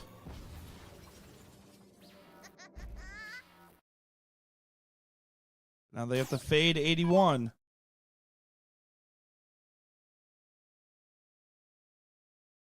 He's looking up. Yeah, 11 for bull. That's a shot I would take. 1 for trip 20 is not the one I was looking at. For 60, I would have lost a lot of money this weekend. Yeah, you got to stop betting on things. I Wait know. till next weekend. I know. Well, thankfully I have. That's why I didn't lose all of the money. So 225 for Troy.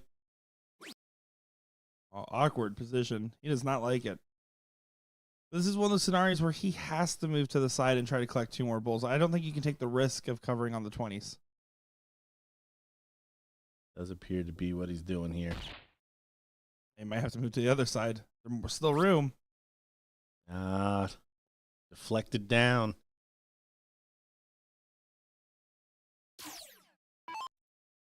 720s. We already seen the preference from the partner. Right? No, more traditional. Tops. Double tops. There it is. Leg number 1 going to the seat holders here. Barely registered. Did see a debate on the darting world, one of the dart pages on Facebook. They're like, why are the commentators saying tops? Isn't it double tops? And someone said, how can it be double tops if it's just tops? And then became a whole semantics debate online. It's Oh both. my gosh. It's just both. They're both names. Well, 20 means the tops segment is in the top segment, and then double tops means the double portion of it. It was a whole, it was like 200 comments. It was like a big, I swear, the things that you see on Facebook, 10 out of 10. I love it. Because I also, the reason I'm saying that is because you said tops, I said double tops at the same time. Oh yeah, so in that scenario, I'm right.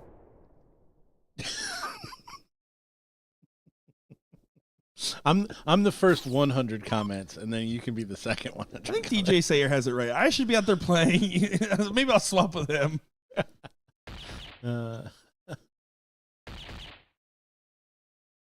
Style points. He doesn't get it. There's something I want to see. 3 in the black. I want it to be worth, I don't know, 175 or 200. Yeah, you know what? I would love that. Just a little extra pepper on it. Or just play the fancy animation. You know, play it because I don't think it actually shows up if. In this I format. I actually think it does. It does. Yep. All right. I think if you hit 3 in the black, it'll still Maybe like give you that. Maybe like a psych out fancy animation. The nice thing about Fat Bull Open is the fact that you can go hat trick 180 171. So you're on for the 9 while starting with the hat. In a freeze rule format, you should always just start with the hat there, compared to a double out where you'd have to sometimes start with the 180. There's your math lesson. Cody, though, no pressure to go for that, so should be playing for a 10.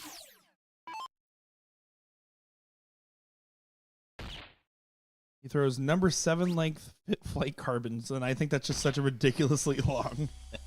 I actually was at a tournament.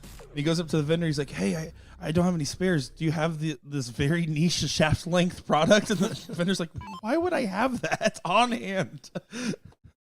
I just like how economically sound that is. Like if you're going to pay for carbon shafts, you might as well get the most carbon that you can. It is true. They cost the same.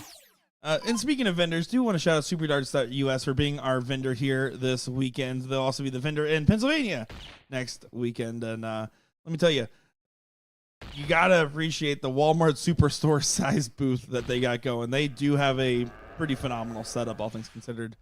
Yeah, there's not a whole lot that you could be needing that they don't have, taking up pretty much the entire foyer of the dart, outside of the dart hall. Can he split $150 there from Glitch? And that's a big one, too. Get to the first look at a finish. Now you're just worrying about making sure your partner doesn't freeze because you could potentially just get that 2-0 win right here in this final.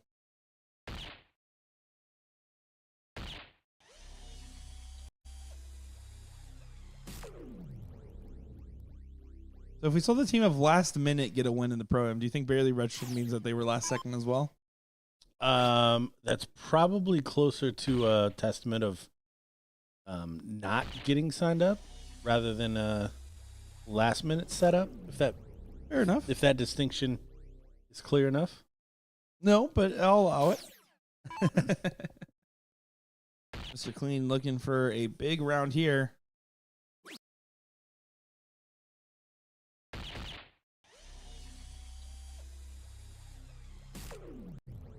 Job done.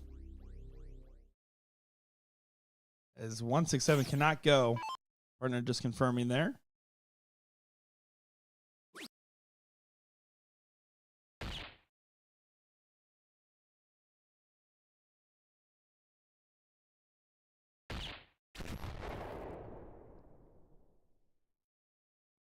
Yeah, Cody with the hot hand here in the second leg. Bull 36, probably the root. Bull Chip 12 is for the fans. Oh, he tried to. I've been calling it the whole tour. Someone's going to hit it. Oh, man. I'm kind of flabbergasted right now. This hurt my hand. That's on the chair. that was the order he went in. But, yeah, job done. Down to 24, no real danger. Especially with Turbo, and still not on a finish. And it just shows that Cody's a man of the people. I've been saying it for a while now. Yeah, that was a legit look. 13-13. There it is. Troy Cox taking out the second leg. So on to a decider in this first set. Barely registered are the seat holders. C squared. Going to need to win this one and the next set if they're hoping to double dip. Really, both legs went with throw. So, per usual, I'm going to fancy the team that wins the cork until they're not fancied. Ooh, and that's a tough cork. Tie? It's like a tie. Mr. Clean now to try to sneak one in between. Throw a little bit from the right side of the Aki, try to throw into those darts. Ooh, good blocker dart, though. Yeah, only one hole in, but kind of congesting the bullseye. Yeah, if you play from the left side, you can easily deflect on the barrel outside the bull. You try to throw straight on, get over top, you might overthrow it, put it into the single 20 or 5. Tied again. That's a tie. Yeah, that's a good one. I love it in the finals when no one wants to give up the diddle. Now, you just have to throw this one straight in the middle now and just drill it.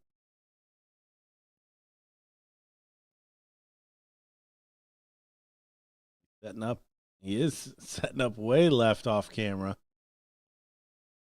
Woo! That's a great placement. It's a really good dart. They're like almost at the other board now, guys. That's how far away this is.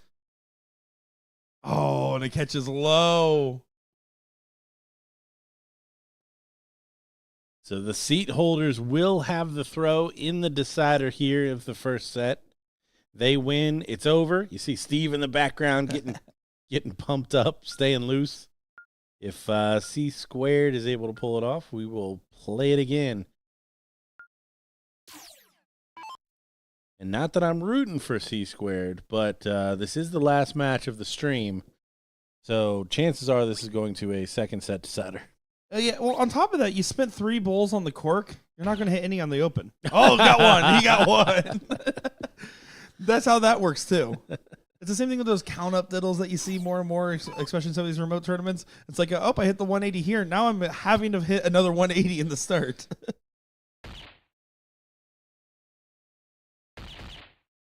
Mr. Clean saved that bull earlier.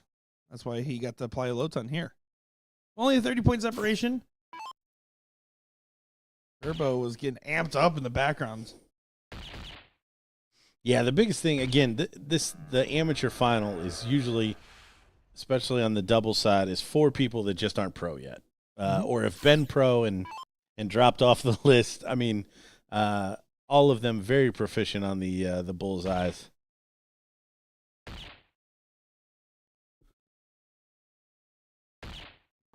Yeah, this is some good stuff from all these guys right now. Even with the one bull start from Glitch, I mean, he still did all that work to win the diddle, and so we'll forgive him on here, but this is where you need to collect at least 2, preferably 3.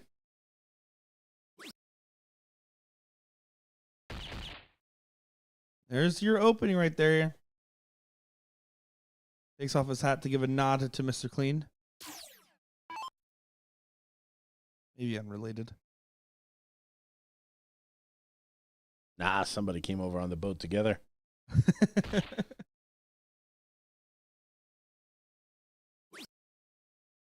One more bull here does start to help change that tide even more. You're playing for Turbo. The fact that he opened up with a hat trick here. The A and B rolls have flipped as far as I'm concerned.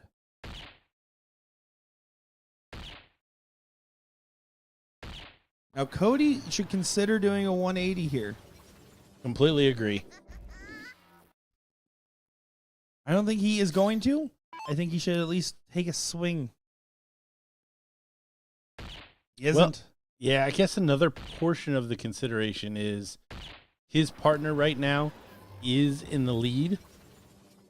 So could be a factor in freezing. Fair enough. I can't really knock him if he hits the hat. But whenever you're debating about that and the freeze isn't the factor, just remember, a 10 darter and a 12 darter is the same thing, which is why you can take that look. Because a 120 will still keep you on track for a 12. And here's the other big piece. A 150 now from Troy still gives him the first look at the finish.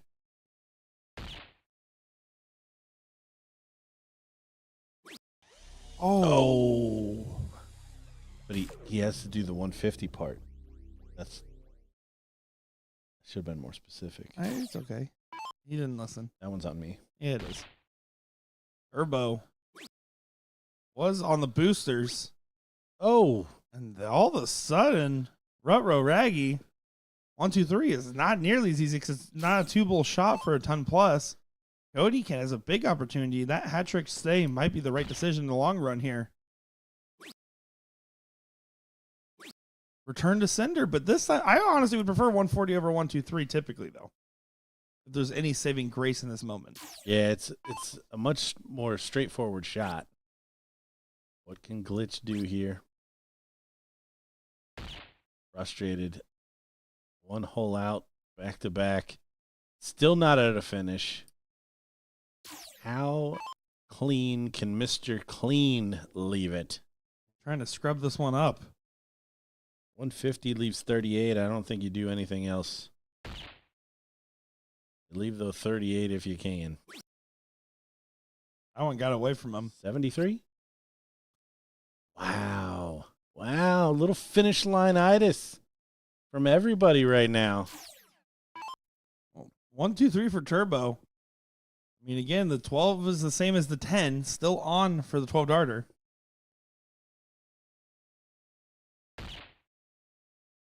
13? 13? 19? I like it. Oh, no. Missed the big number at the tail end of the shot, and that bust could be detrimental here. Yeah. Glitch not on a finish. You're going to come back frozen, more than likely. Cody's so good on those bulls so far. Bull tops. Oh, he's not going to get a whack. Let's that dart know how he felt. Yeah, he said all shucks before the third one. If I'm Glitch, I need to hit a big shot. I don't know if getting to 20. I mean, 26 should be enough because Cody's at 35. So hit a hat trick. That's a huge saving grace shot there.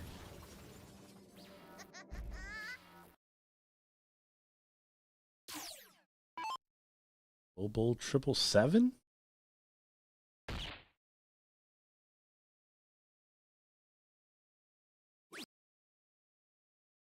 Don't hate it. Oh.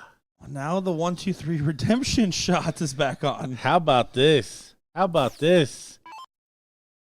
You can't be thinking about how you have to shoot the shot again. Just think, I was about to hit it last time. Hit it again. That's fine. 2 treble 20s. Not going to happen. Devastating. 35 now to send us to another set. Yeah, and he's going to be frozen anyways. Not a lot of pressure on this at all.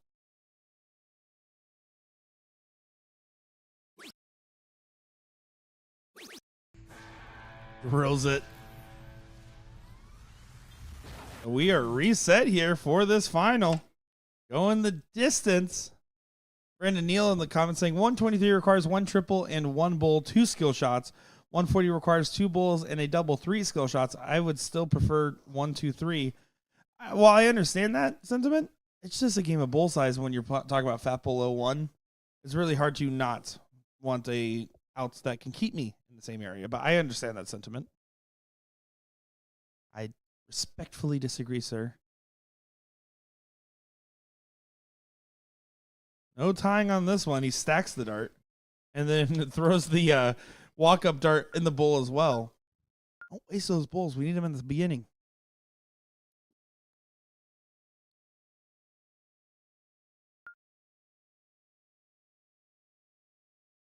Double dip is on.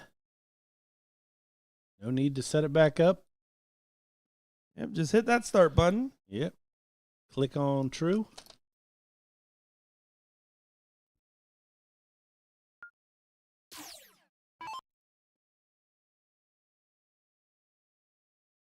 Here we go, Mr. Clean to get things going here. Awkward blockers early. Leads to no bowls, so reset that mental. Say, I lost the diddle. Let's go ahead and keep it going.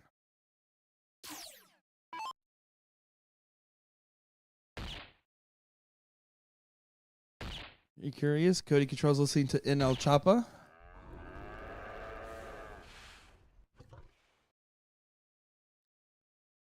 Glitch saying to himself, where was this last leg? Yeah, and then just the bust on the 1-2-3. How Turbo approaches this moment here, because his next attempt on the 1-2-3 was not nearly as tight. This is going to be a tell if he's still thinking about it or not.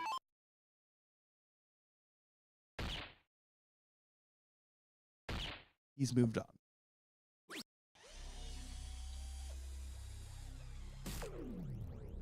Yeah, good shot. Good shot coming off a tough leg. Got to do it all again.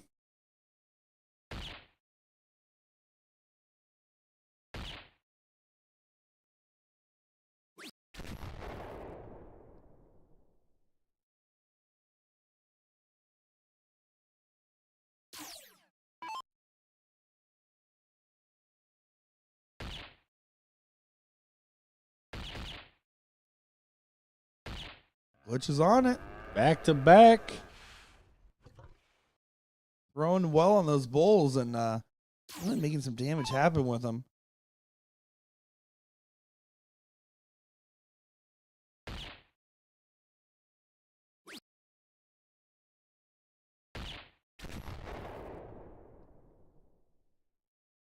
Jacob Schaefer calling Turk a wily old veteran.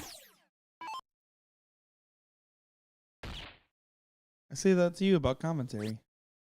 Totally. They don't have 30 for 30 interviews with me. They both fit. 30 for 30.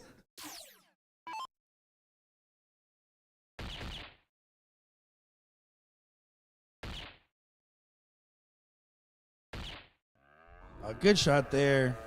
Finds all three in the bowls. Glitch still off to the races, though. Of course, wants to be on for the 10, but just wants to make sure he's on for the 12. Oh, this is great stuff. He's on it. Yeah, what a response here. Yeah, really snapping back into reality and hitting well before their oops goes the gravity. Calculated miss by Cottrell. The man lives clean. Almost like Mister.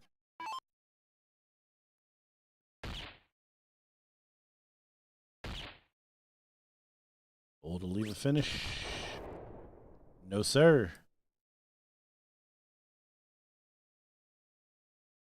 No way to freeze for Mr. Clean, even with a 180. Means the 51 will have an opportunity to get to match point again for the team of barely registered.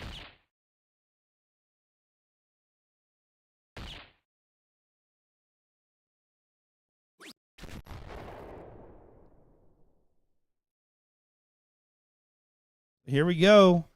Glitch coming up to the line. Looking for the 51. But a $10.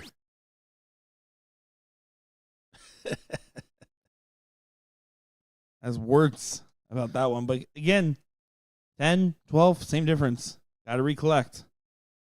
Especially in this given moment with your partner not on the finish.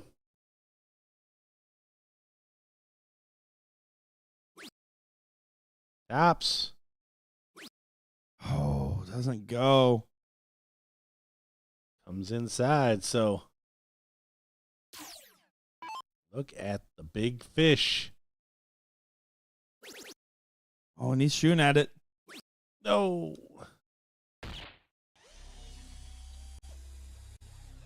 I was curious if he was going to attempt it just knowing that Turbo isn't on a finish. Well, I mean, only lost 20 points on the exchange. No real harm done.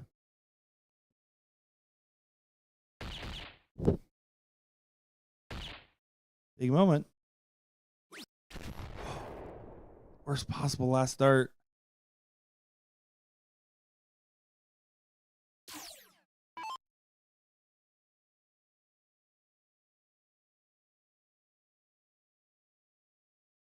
Mr. Clean now has an opportunity. And it goes. C squared now on match points in this final. All over. A very intense matchup. This is intense stuff.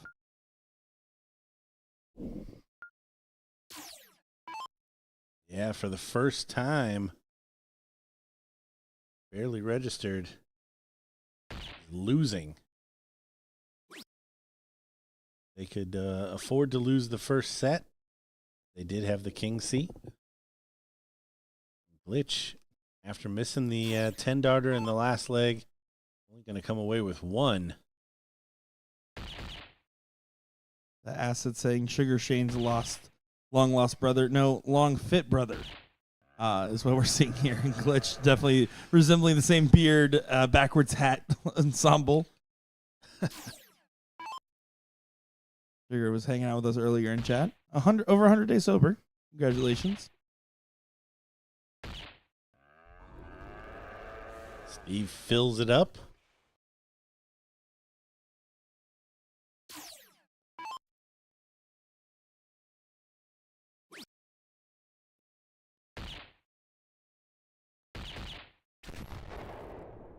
Cody finds a couple of bulls.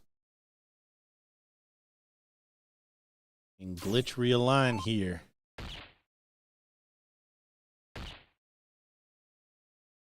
Gives a little bit of flick at the end of his throw. That one flicks outside. 118 on the score. Mr. Clean trying to stay straight. Finding that bull.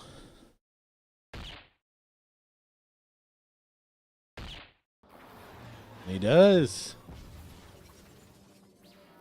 There's a look of determination, huh?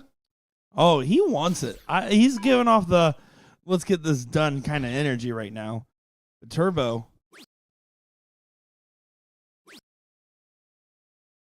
Is it all going wrong? Yeah, he was on for a 10 as well.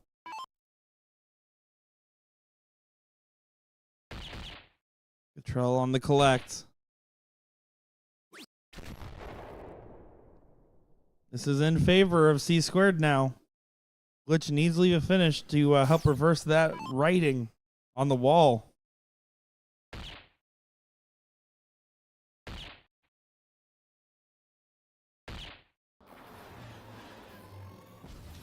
Yeah, needed to know where he was at there. Yeah, left a bogey. Doesn't even give himself an opportunity. Yeah, no finish even in open out from 163. Mr. Clean. How clean is he going to be? Even at 89, that's perfectly fine. 2-dart finish. And you just left yourself a bogey. You have to pay attention to moments like that, especially as a future pro now. That might be the learning opportunity in this given moment, especially if Mr. Clean takes it and Glitch brings us all the way down. You're going to really be feeling it. Yeah, Glitch hits like 2 triples or 2 bulls here to start his turn. Still not completely out of the woods. Cody needs to put in a good shot here. Well. Oh. And then? Last bull helps a lot, though. Yes. Gets him below Turbo, so no chance whatsoever at a finish or a freeze here.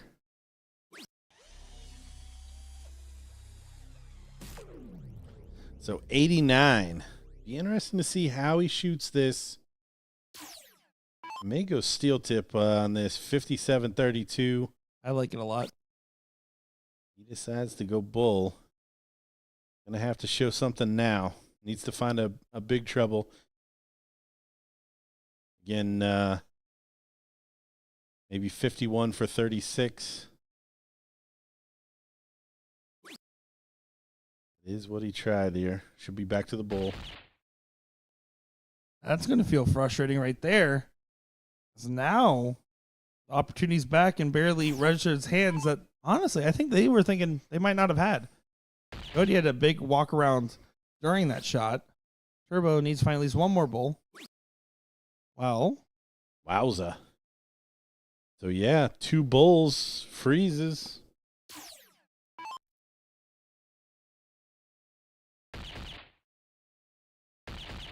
It's the freeze. Wisely stays even if it doesn't go. Glitch now doesn't have an opportunity.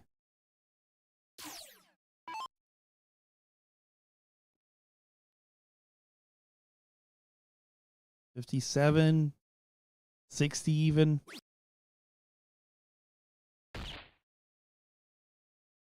Oof. 10 bull. Would not have done that. But job done. I mean, the point there was to get 4 or below. He does. Does he shoot the double 10 or the fat 20? He shoots the fat 20 for the double dip. Your winners here, C squared, Troy Cox, Cody Cottrell, taking home the amateur doubles. Commiserations to Steve and Glitch. Just not able to hang on to that seat match in the end. Yeah, and that will conclude our coverage here in Columbus, Ohio for our 39th annual World Tour. And man, Gordon, another fun stop with you. Had fun these last 2 weekends calling games with you.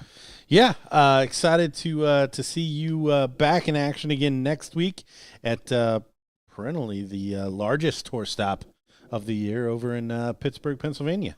Yeah, of course. And with the best of the commentators, got DJ Sayer joining us here.